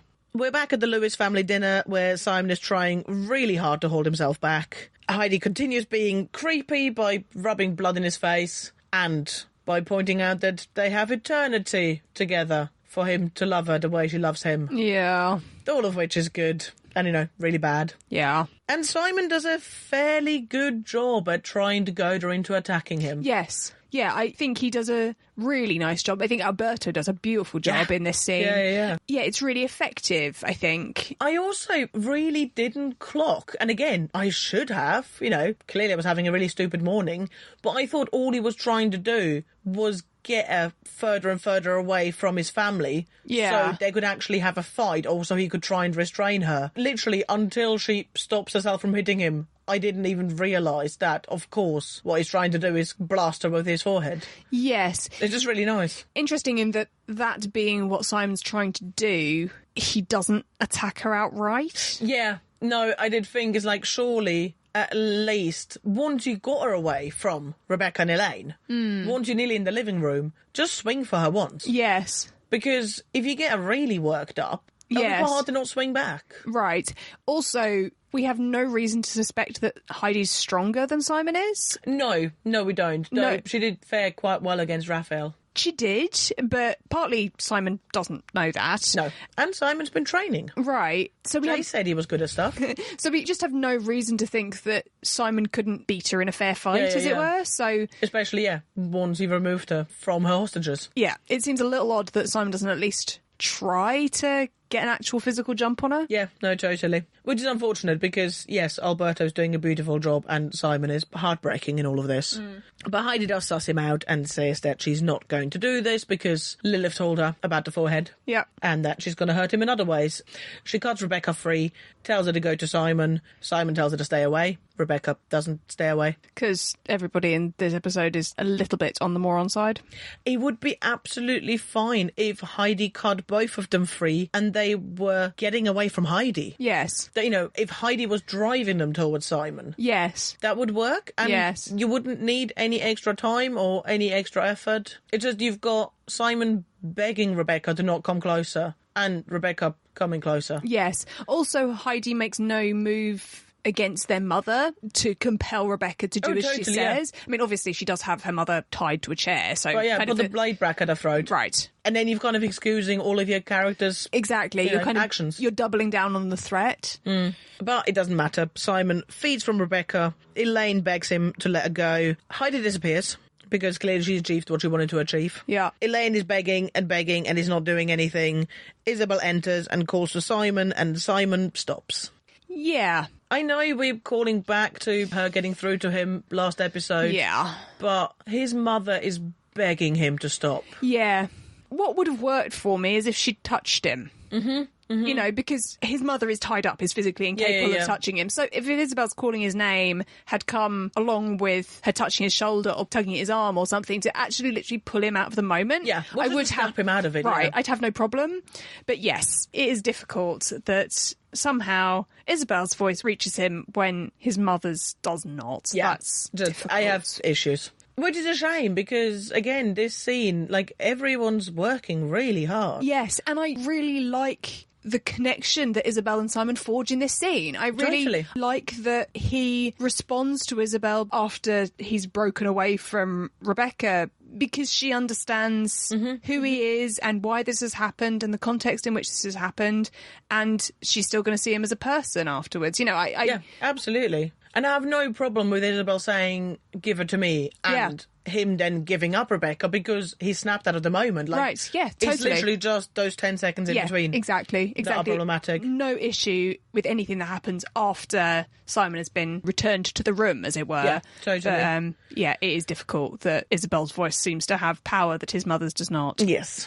Jordan goes over to cut Elaine free, who picks up the knife, comes at Simon, tells him to get out, that he's a monster, that he's not her son, and if he comes back, she's going to kill him. And that performance is stunning. Christine Cox is out of this world amazing in this scene. Yeah. Alberto's pretty freaking good in this scene, but Christine Cox's performance is heart-wrenching and gorgeous and stunning, and this episode does not deserve that performance, I'm sorry to say. Yeah, no, absolutely. She is fantastic. Yeah, this scene is just brutal and gorgeous. A sort of side note, which is something that I only kind of really was watching in second viewing because obviously Elaine and Simon are the absolute focus of this scene, as they should be.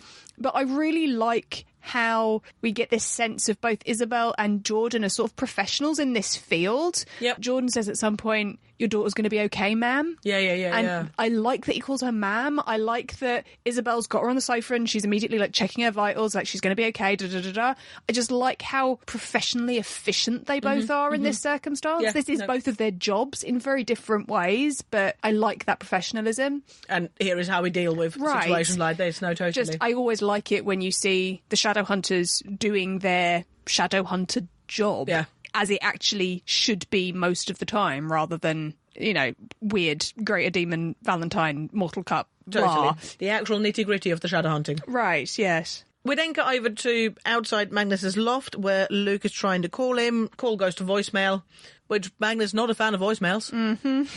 Second little laugh of the episode. Yeah. We get a very pointed shot of a car pulling up, and as Luke gets his suitcase of weapons and things out of the boot of his car, we get two police officers coming up to him saying that basically they've been sent to bring him in. He's been suspiciously absent, and Ollie's been suspiciously absent, and people have been dying, and their captain really, really wants to speak to Luke. Yeah.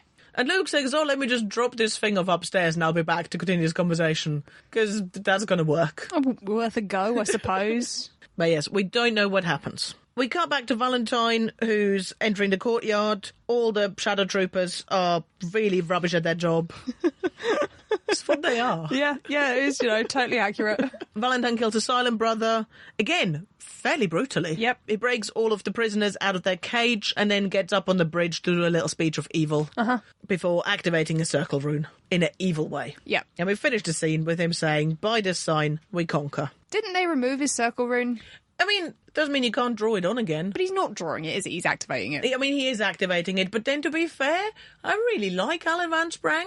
I also gave him Jib in 219 for his incorrect activation of runes. You did, it's true. Maybe he's just not very good at runes. Maybe no one taught him. Maybe. It looks activatey, not drawy in terms of the effect to me. Bothered me a little bit, but... Yeah, no fair. Small point. Moving on. Also, you don't know what resurrecting does to someone. Maybe it's been reset. I don't know. To the black blood and veiny portion of his life. Yes. We got over to Magnus's balcony. So clearly, Luke either knocked out the police people or he went with them. Because Magnus came home to not Luke waiting outside. Yes, exactly, yes. Which I thought was interesting. Yeah. And I don't know whether the show's aware of this. We will find out in 60 minutes, maybe. Yeah. When we get to watch episode 10. But yeah, I just thought that was interesting. Alec joins Magnus on the balcony. He says that they have no leads, no word on Clary, and also is something burning. Which is a classic Lightwood pickup line. Is something burning in here, or is it just that you're so hot? Yeah. Turns out it's both. Yeah. It's Magnus's hair that's on fire because things got a little bit heated with Lorenzo earlier. He tells Alec that the warlocks aren't going to be able to help with the spell. Alec says, that's it then. Jace is trapped in his own personal hell and I can't get him out. He asked me to kill him and I was too selfish to listen. Which hurts. Oh, baby. And he hurts Magnus. Yeah. And Magnus says, Alexander, stop. And Alec says, I have to kill Jace and I'll be damned if I let anyone else do it. Yeah.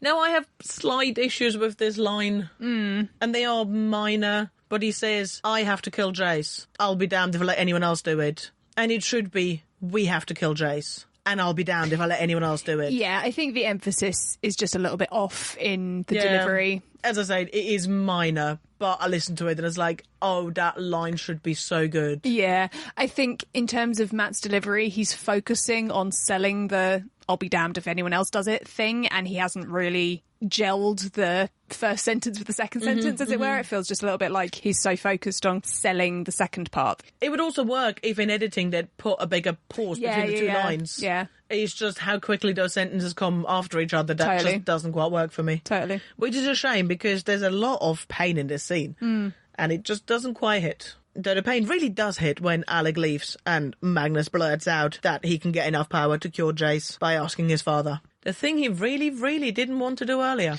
Yeah. It's beautiful. Now, aside from the kind of implications that this scene has for the next episode, which we'll talk about the next episode, I really like their kind of debrief exchange of information.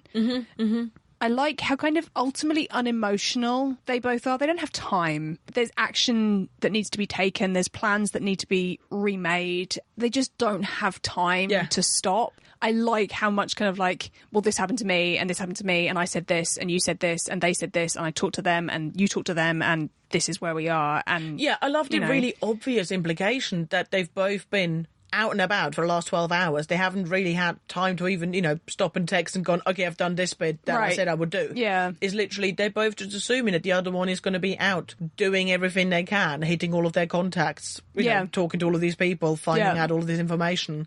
And this is just a very quick debrief.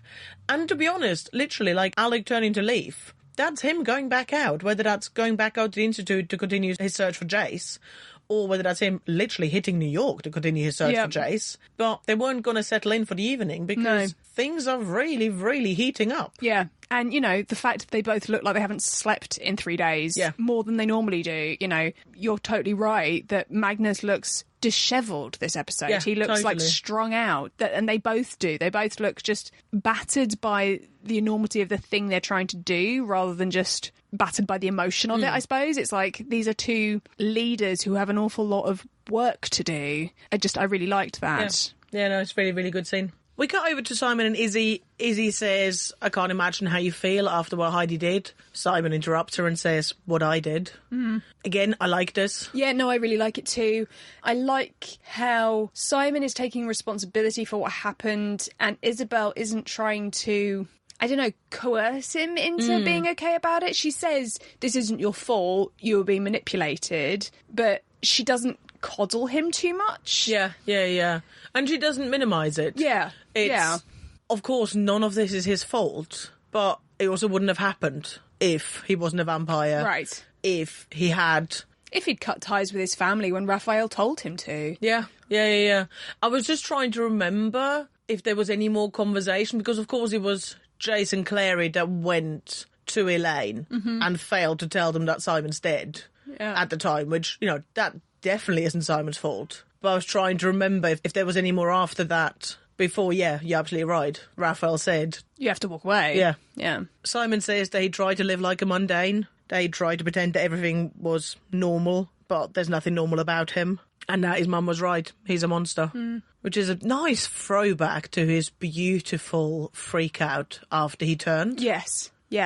And of course, Elaine just told him he's a monster, but it's exactly what he said when he came out of the grave. Yeah. I mean, it's another example of something that we've spoken about several times, which is that Simon and Alec are the two characters who tend to get the neatest character arcs across seasons. And this is just another moment of Simon having that this is really bringing him back to a place that he was in towards the end of season 1. Yeah. A beautiful, beautiful character loop. Yeah. Izzy says, no, you're not a monster. You're a good man, Simon Lewis. And again, beautiful callback to the scene in The Hunter's Moon. Yeah. With very, very different severities. Yeah. And she says they're going to get through this together. I like the sort of sense you get from Isabel in this sequence she has with Simon. I'm not for a moment questioning her genuine desire to help Simon for Simon's own sake, that this is coming from a place where Simon's her friend and she cares about him. But the kind of hearkening back we get to Jace's help Simon mission. Yeah, as well. Absolutely. This is a thing that she can genuinely make a difference in. That in this episode where everything is going so wrong for everybody, that they keep trying all of this different stuff and it's just not working. And it's like, and here we have a plan and it's not worked out. And here we have another plan and it's just not worked out. And here we have another plan. You know, it's just like they're in this constant cycle of coming up with what they think are really brave, daring, strong moves and they're just not working. And here's a way in which she can make a real difference, that she can sort of ground herself in making real difference to this person's life, you know, the person in front of her. It's really nice. It's a really spot on, nice echo of that storyline we had with Jace. I was literally thinking, just like Jace going, well, your life can't be that difficult, I can fix it. Right. And that's not to minimise Simon's problems. Yes. But compared with the Queen of Hell? Yes. And obviously what's going on with Simon now is a lot more emotionally loaded than what was going on with Simon then. It was more of a basic supernatural puzzle that we were dealing with before, but it's the same kind of thing, that Isabel's able to make a real difference in real practical ways here and now that don't require taking soul dives into anybody's brain or summoning the magic of 100 warlocks or, you know, finding any mystical implements or anything else. You know, she's doing what she can to help Simon here and now by talking to people and taking action and, you know, stemming holes in people's necks and all of that kind of thing. Yeah. And removed from the fact that this is Simon and she cares about him, you know, he is also a downworld, a mundane world breach. Yeah. Which is the kind of thing that Shadowhunters should be dealing with on a day-to-day basis. No, it's really nice. We then go over to Idris, where literally everyone except for Valentine and Clary are dead. Yeah, I'm not sure how that happened. It feels like a bit of a jump. I mean, I guess we're supposed to infer that a big battle happened between the, what did you call them, shadow troopers? Yes. And all of the orange people who were in the cage with Clary, and that they all died except for Valentine and Clary. But that seems like a little bit of a thing to just sort of go, oh, that happened. Earlier. Before. Well, we weren't looking. It's also, I didn't catch this until my second rewatch, but Gia does say to Valentine, you're never going to get out of here. He will need an army. Yeah. And of course, he then gets all the jumpsuit people out of the cage. Yeah. Therefore, he's got an army. And while I kind of struggle with the bit where apparently all of our Shadowhunters and all of our Circle members have just neatly all killed each other. Yes. And Valentine's the only surviving one. Of course, he can't be killed. So that kind of works. But I would have almost liked it if he was pierced with more arrows. Yeah. I get that he kind of pulls one arrow out of himself in a, I've been in this battle, everyone else died because this was a battle to the death, except there is no death for me. Yeah. But again, I kind of wanted him to be a little bit hedgehog. Yes. And again, if we'd had any sense that Clary had kind of remained unconscious in the corridor while all of this was going on, she sort of wandered up in the aftermath. Yeah, because she was just flung into the morgue. Yeah. And then we got away, we did the Simon thing, and then we came back for this. So Right. it's just a little bit odd. So that might explain why they both had come through it so unscathed. But yeah, no, it just seems like a little bit of a big thing to, like, skate over. But it's really sped up this monthly culling of prisoners. It has, yes. So that's right. Yeah. You know, we said this in our roundup, but Valentine, very, very goal-driven and efficient. He is, yes. Yeah. And then Valentine can't get out the door. Silly man. Yeah. So, why does Valentine's open door rune not work and Clary's open door rune work? Because Clary has no restrictions anymore. Clary can do anything, Yeah, but including open doors. But they've always had an open door rune. Yeah, I don't know.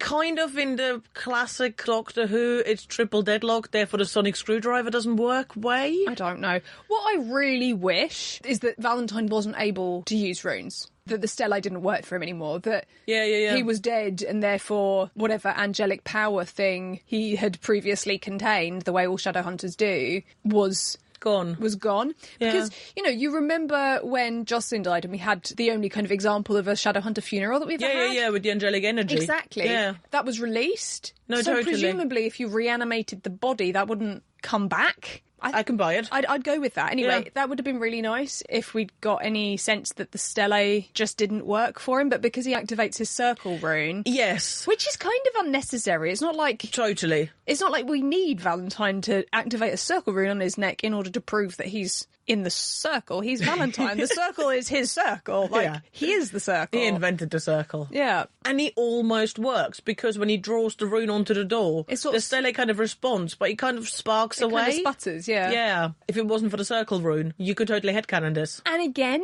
there could be an argument to be made that the circle rune is not an angelic rune, that therefore it doesn't feed into angelic power, that's why it looks different. Because it kind of bastardised the whole thing in the first place. It looks like a burn because it's almost literally a burn, that it doesn't have any actual angelic power behind it. And, you know, as far as I'm aware, it doesn't. No. It's just a marker. It's just a mark. It's just a brand, isn't it? But we don't have that actually textualised, No. so... The Stellae still worked, and we know the Stellae is made with Adamus, which is the angelic power stone thing. It's not neat enough for that to actually be what's going on definitely. But yes, you're right, the Stellae does sort of stutter, so we can kind of maybe work that in. I can work with it. Vaguely, I generally. have enough other issues, so I'm totally going to skate over this one. I just wish it had been a bit neater. Yeah. And then Clary turns up. She says that she will join Valentine. Valentine points out that it's a bit late for that. Because people keep trying this on him. Yeah. But she convinces him that she'll do it to protect her friends. And I believe her. Yeah, no, I believe her. I think the thing that makes it work so well is that, unlike Jace back when he tried this one, she's not trying to convince him that she wants to join him for his sake or because she's seen the light. No. She says, I have to do this to protect my friends, and if that means going with you... And there is kind of almost disgust in her voice. Yeah. And it's not like Valentine wouldn't have struck partnerships with people that he was aware would stab him in the back the second he turned it. Sure. And there is always an interesting thing when you get a pair of people who are in partnership because for the moment their goals align, even if they have nothing more globally in common.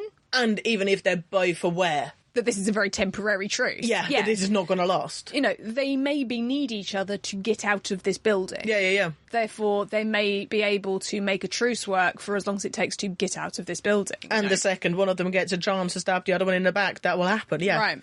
It works for me. And it works for Valentine. Clary's rune does open the door. And it opens the door to this glorious Alicante and sunshine. Yes. Which kind of doubles down on my very long ago point about the snow possibly being ashes. Yeah, I think so. I think there's a really interesting contrast between the way Alicante is shot out the door and the way it's shot in the courtyard within the guard.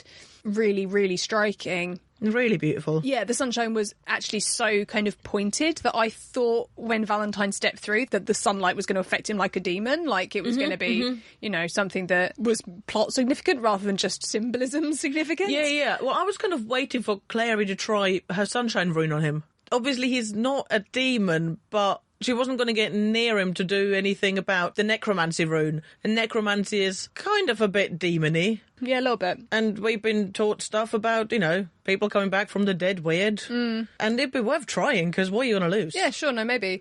But no, literally, it didn't occur to me until she opened up the door and there was that beautiful, stark chiaroscuro with the corridor and the outside. Yeah. It would have been a brutal way. But kind of symbolically beautiful. I would have kind of liked it. Yeah. But that's not what happens. It's not what happens. Though I do think it works just as well, because that opening of that door, that sunshine, Alec Ante looking so beautiful, was striking to me. Yeah. And I've not just been dead living in dust and shadows. Yeah. So Valentine stepping out into the sunshine, gazing upon Alec Ante, it really draws back to 203, 204 when Jocelyn talked about moving to Alicante. Yeah. And everyone was speaking to Clary, and the different Shadowhunters' ways of talking about Alicante and, you know, the motherland and the beauty of it.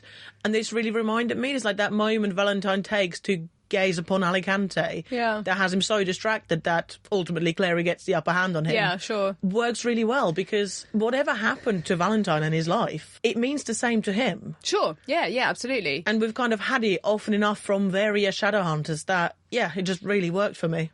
I mean, the sort of transcendence in his face reminded very much of the minute he looked on the angel. Yeah. This was a vision that was transcendent to him. But Alan Van Sprang does really, really beautiful work. Yeah, 6 months on, he's still good. Turns out death didn't stop him from being good. That's nice to know. Yeah. And then Clary puts a hand on his shoulder, and there's this moment before she then slashes the necromancy rune and he dies. And again, I never believed that she suddenly decided that, yes, this was going to, you know, be her decision. She was going to go with Valentine. But there's just this moment of family, of this bond, of being aware that they are kind of one. Yes. And I think it's beautifully summed up when Valentine is dying and he says, "You'll never be rid of me because you're a Morgenstern." And Clary says, "Yes, I am, but I'm also a Fairchild." Yep. I think it's just stunning. Well, to be honest, this entire sequence left me on kind of tenterhooks, because there's the minute where she opens the door and I thought he was going to explode in the sunshine. And then he walks out onto this ledge. And why do they have double doors out to nothing? I don't know. And I was sure that she was just going to push him off the edge of the cliff. Which I thought too. I was absolutely convinced she was going to push him off. And then I thought, don't be stupid, Clary, because that won't kill him. You can't die. But that I was mocking her for a stupidity that was in my head. Right. But then she puts a hand on his shoulder, and yes, as you say, there's this real weirdly tender moment between them, and I was like, okay, that's very different. And then she slashed the rune. I was like, this is just it's a roller coaster ride with these two. It's like, I don't know what's going on. Oh, worse for Valentine. Yeah, it was alive and it was dead. It was alive and it was dead. I mean, sheesh.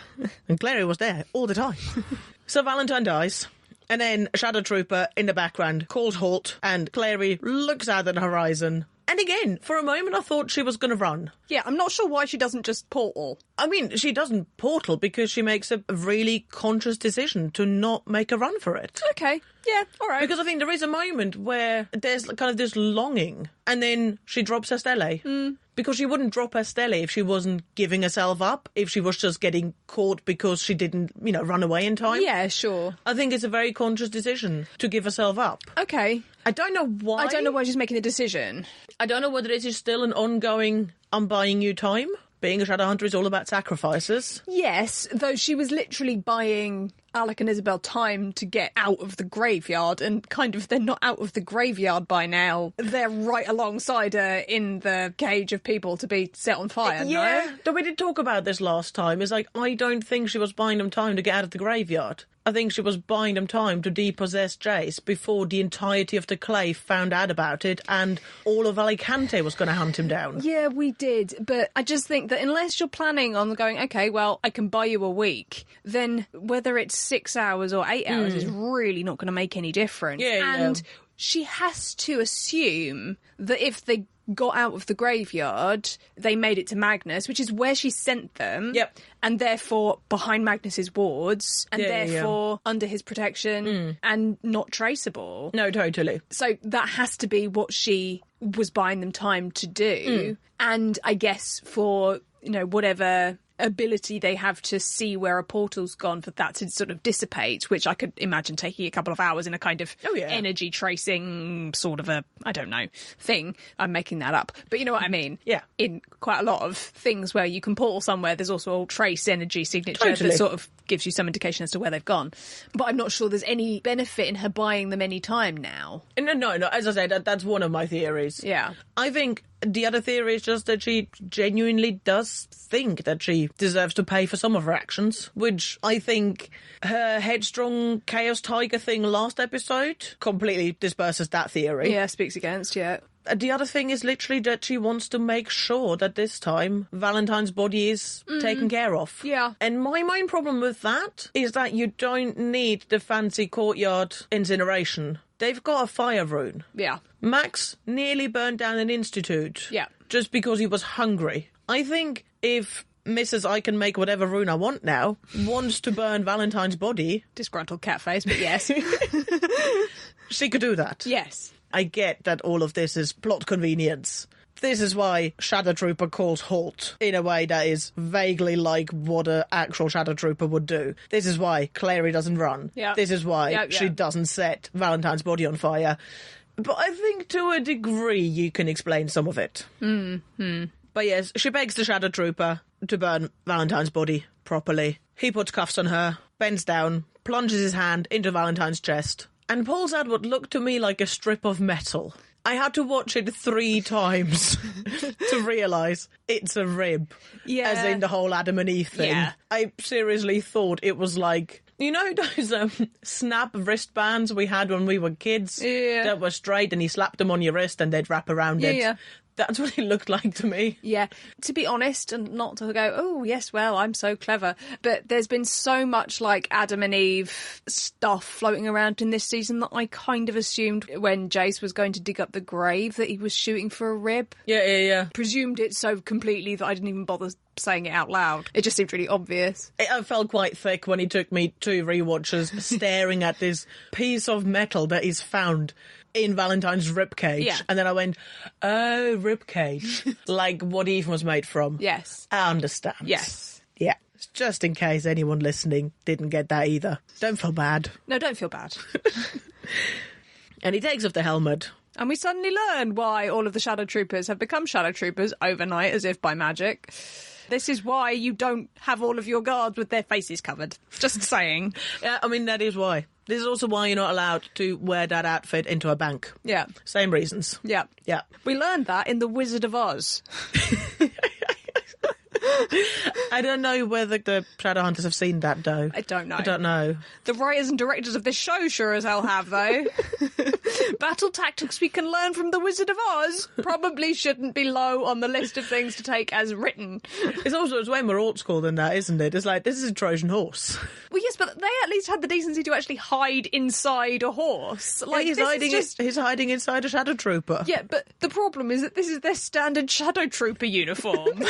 Like, oh yes, please disguise yourself as one of our official guards and sneak inside our citadel. No problem at all. We'll give them these big, impenetrable, bug-eyed mask things. So you can really do that to full effect. Yeah. We'll even make the mask look a little bit owly, just for, extra doubling down on the disguise for the imposter later. Just a smidge owly. They're so considerate. They are, yeah. They're so nice. Those Clave Guard outfitters. God's sake. And then Jay's Owl tells us that Lilith needs Valentine's flesh and Clary's heart. And they start their long, long walk back to New York. Yeah. It's going to take him a while. It will. And credits. So that was episode 9. That was episode 9, yeah. And I must say, while today has been really difficult, and the entire staying away from all of the internet, and repeatedly opening Tumblr and then frantically closing it, and then going, it's okay, I'll go on Twitter, and then frantically closing it. Yeah, nice. And spending quite a lot of today playing Candy Crush. Good, yeah. Because that was the only safe space I had on my phone. Good. I'm really glad we decided to do this. Yeah, me too.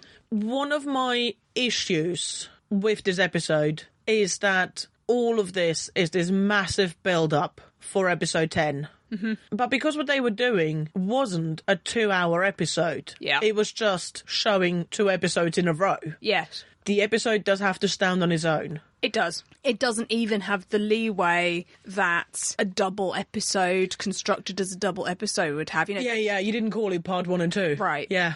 Loads of shows have done it, particularly back in old standard television format days, where you have, your season finale be part 1 and part 2. It was a Buffy standard thing to have a 2-part finale. And again, many of those, you watch part 1 and it doesn't work. Yeah. Because it's part 1 of 2. But that's not what this is. But because you frame it as part 1 and then part 2, you're building the expectation in that this is going to be half a story. Yeah. And short of the fact that these 2 episodes aired on the same day, which is only something that is going to be relevant on the 15th of May 2018, it's never going to be relevant again, that doesn't land, that doesn't read. This really doesn't work as a standalone. It really, really doesn't. Yeah. I mean, as pretty much every other penultimate Shadowhunters episode, all it's doing is moving everyone into their places they need to be in for the final. It is a very utilitarian episode that is just getting stuff done. Yep. With, I think, plot problems that we have grumbly cat-faced about enough. Pretty much. The thing I do really like about this episode is just how every single character is burning all of their bridges. Luke walking out of the Jade Wolf, giving up on his pack. Yep. And then pretty much being put in a position where he's going to have to do something dramatic in terms of his job. Yeah. Well, he's effectively just been called in for questioning regarding a murder for the second time in, 3 months? Yeah. Yeah. Absolutely. Ollie's not doing very much, but she's in that same boat. Just by the pure nature of what happened to her. Yeah. And them mentioning her name when pulling in Luke and bringing up the fact again that she disappeared after the murder of her mother. So she's not in a great place right now. Yeah. You've got Simon exposing himself to his family and deciding that he tried to live a normal life and it's not going to happen. Yeah. So he's at a complete loss. You've got Magnus, who's struggling throughout this entire episode to come up with idea after idea after idea, who hasn't slept in days, who after everything else goes wrong, decides to do the one thing that he's really not wanted to do. Yes. You've got Alec, who after everything that's happened last episode has come to the conclusion that he needs to go and kill Jace. Yep. And you've got Clary, who kind of, while I think all of her sudden power and limitless power is worrying, terrifying, and needs to be addressed, I do like the bit where she just kind of seems to have given up on any rules of, basic human nature and, anything she's ever been told by anyone in the Shadow World. Yep. And they're just gone, no, I don't care. This is going to get me out of this situation, so I'm going to bring back Valentine. Okay, well, Valentine wants me to come with him. That's going to get me out of here, so I'm going to do that. Yep. Oh, well, actually, I'm not going to do that. Going to turn around and kill Valentine for the second time. Yeah. I mean, everyone's at breaking point. Yes. I mean, I guess my issue with this episode fundamentally is the resurrection of Valentine. Mm-hmm. Because I think if that wasn't something that we had to deal with in this episode, if that wasn't something they'd had the audacity to try and bring up, explore, and then wrap up in one episode, which I find offensive to my storytelling ethics. Mm-hmm. You know what I mean? Mm-hmm. It's just, you can't just do that. You can't just go, oh, here's our big arch enemy. We're going to actually bring him back from the dead, have him kill a whole bunch of people, and then kill him again. To no effect. He's not actually done anything. Yeah. The only thing that he's revealed is that there's a link between Lilith and Jonathan, which we, the audience, already knew. Yeah. I can't believe they did that for so little in one episode. I mean, I struggle more with the fact that we are so casually using necromancy. Well, there's that too. After everything the show has taught us about it. There's that too. But, this should be a finale moment. Mm-hmm, we've been building and building and building, and now we've got to the point where they've brought Valentine back from the dead. Yeah. Boom, here he is. What I find particularly difficult is that you could have achieved the same effect to lesser negative impact and consequence if what Clary had done, instead of raise Valentine from the dead, was find a rune that allowed her to communicate with Valentine. Totally. You know, if we had a Ouija board rune rather than a necromancy rune, it would be much less problematic in terms of all of the stuff regarding resurrection that we've been dealing with this season. Would give you the same information and could be brought up, wrapped up within a couple of scenes in a way that didn't swallow up so much of this episode's power and narrative time. Yeah. Because I totally agree. What's going on with everybody else should be great, you know, and I love the mirroring that we've got throughout the rest of the characters. You know, you're absolutely right. There's Luke burning bridges. There's Simon burning bridges. There's Magnus and Alec and Isabel coming to the end of this really long, bitter journey and reaching a conclusion that they have to do diabolically end-of-the-line things. But all of those moments needed so much more space and time and should have been the point. We really needed Magnus's decision to go to Edom to talk to his father, as he's been resisting doing, not just for this episode, but since Asmodeus was first brought up back in 302 or whenever it was. This has been something that's in the wind. We need that to be the point of this episode. We need that to be the point of no return at the end of this episode, because it's the plot-bearing thing, right? Yeah. You know, this is the thing that's going to have real narrative arcing plot impact next episode. This is the thing that's going to bring Jace back. This is the thing that's going to feed into 3B, one has to assume. Yeah, this is how you're going to banish Lilith and rescue Jace. Right. Simon is coming to the end of a character arc that has been 2 seasons in the making. You need to give him room to do that. Yeah. You need to give Alec and Magnus room to come to this conclusion that they've been building to for episodes and episodes and episodes, but all of that just got swallowed in the bombastic ridiculousness of a resurrection Valentine plot in the middle of this episode. Yeah. Even Clary's execution and the build-up to the execution and that thing that she's been thinking about in terms of where her Shadowhunterness lies and where her Claryness lies and how far she's willing to play by the Shadowhunter rules, which is, again, something that we've been playing with for a season already, if not more. All of that was lost because we had this Resurrection Valentine thing going on. You know, that stunning opening sequence should have been the big thing that happened to Clary this episode. Yeah. You know, that should be impactful enough for her character. There should have been some way that she could have walked out of this episode where that was still the big thing that she was carrying with her. Instead, we had this Valentine thing, and I just don't get it. I don't get why we did that. This episode is called Family Above All. Yep. You know, that's what the title is. Which I'm glad you mentioned it, because we completely failed to do that at the beginning of this episode. Right. But we didn't need Valentine to bring that home. No. We didn't need Valentine's actual bodily presence to bring that home. Well, it was almost a bit of me that halfway through them having resurrected Valentine was thinking, dear God, are we going to deal with 2 big bads in this final? Is he actually going to, make it and come back? And we're going to have to fight on 2 fronts? Because that could be something, but we kind of done that. And then, of course, they kill him. And it's like, oh, no, that wasn't... Okay, right. Yeah. So what? Yeah, no, I think it's just messy. I'm once again forced to remember that we still have all of Valentine's journals sitting in the Institute, where presumably he mentioned the whole Lilith thing. Yeah. You know, which, sure, in our to-die headcanon, Jace is the only person who's read that, but maybe now Jace has been swallowed by the dark side, you might give him a flick through, you know? Also, you know, you were quite keen on Jace should be the only one reading them because it's inappropriate for other people.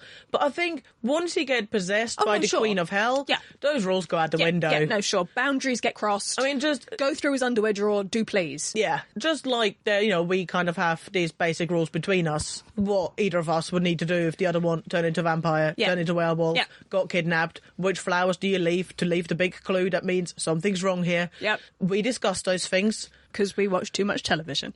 Also because you never know. It could happen. If I get possessed by the Queen of Hell, do feel free to read my diaries. Okay. Or the diaries of my evil father that could give you clues to the Queen of Hell. Yes, totally. You've got it on record. No jury in the world could convict you. No, they could not. Just why didn't Alec, and I appreciate that Alec had some other things going on, but why didn't Alec, upon realising that Jace Owl was digging up Valentine's grave, go and get his journals? You know, why didn't that come up in any way? Well, it literally wasn't even discussed, was it? No. Whereas, whether we agree with Gia Panhallow or not, she went out the second she heard that someone was digging up Valentine's grave. Yeah. And tried to question the dead body. Yeah. Like, points for effort. No, sure. Just narratively, it's so imbalanced. It's so completely skewed. And I had real trouble with this episode. Yeah. Having said that, we need to wrap up so we can go watch the finale and come and talk to these lovely people about that. We do.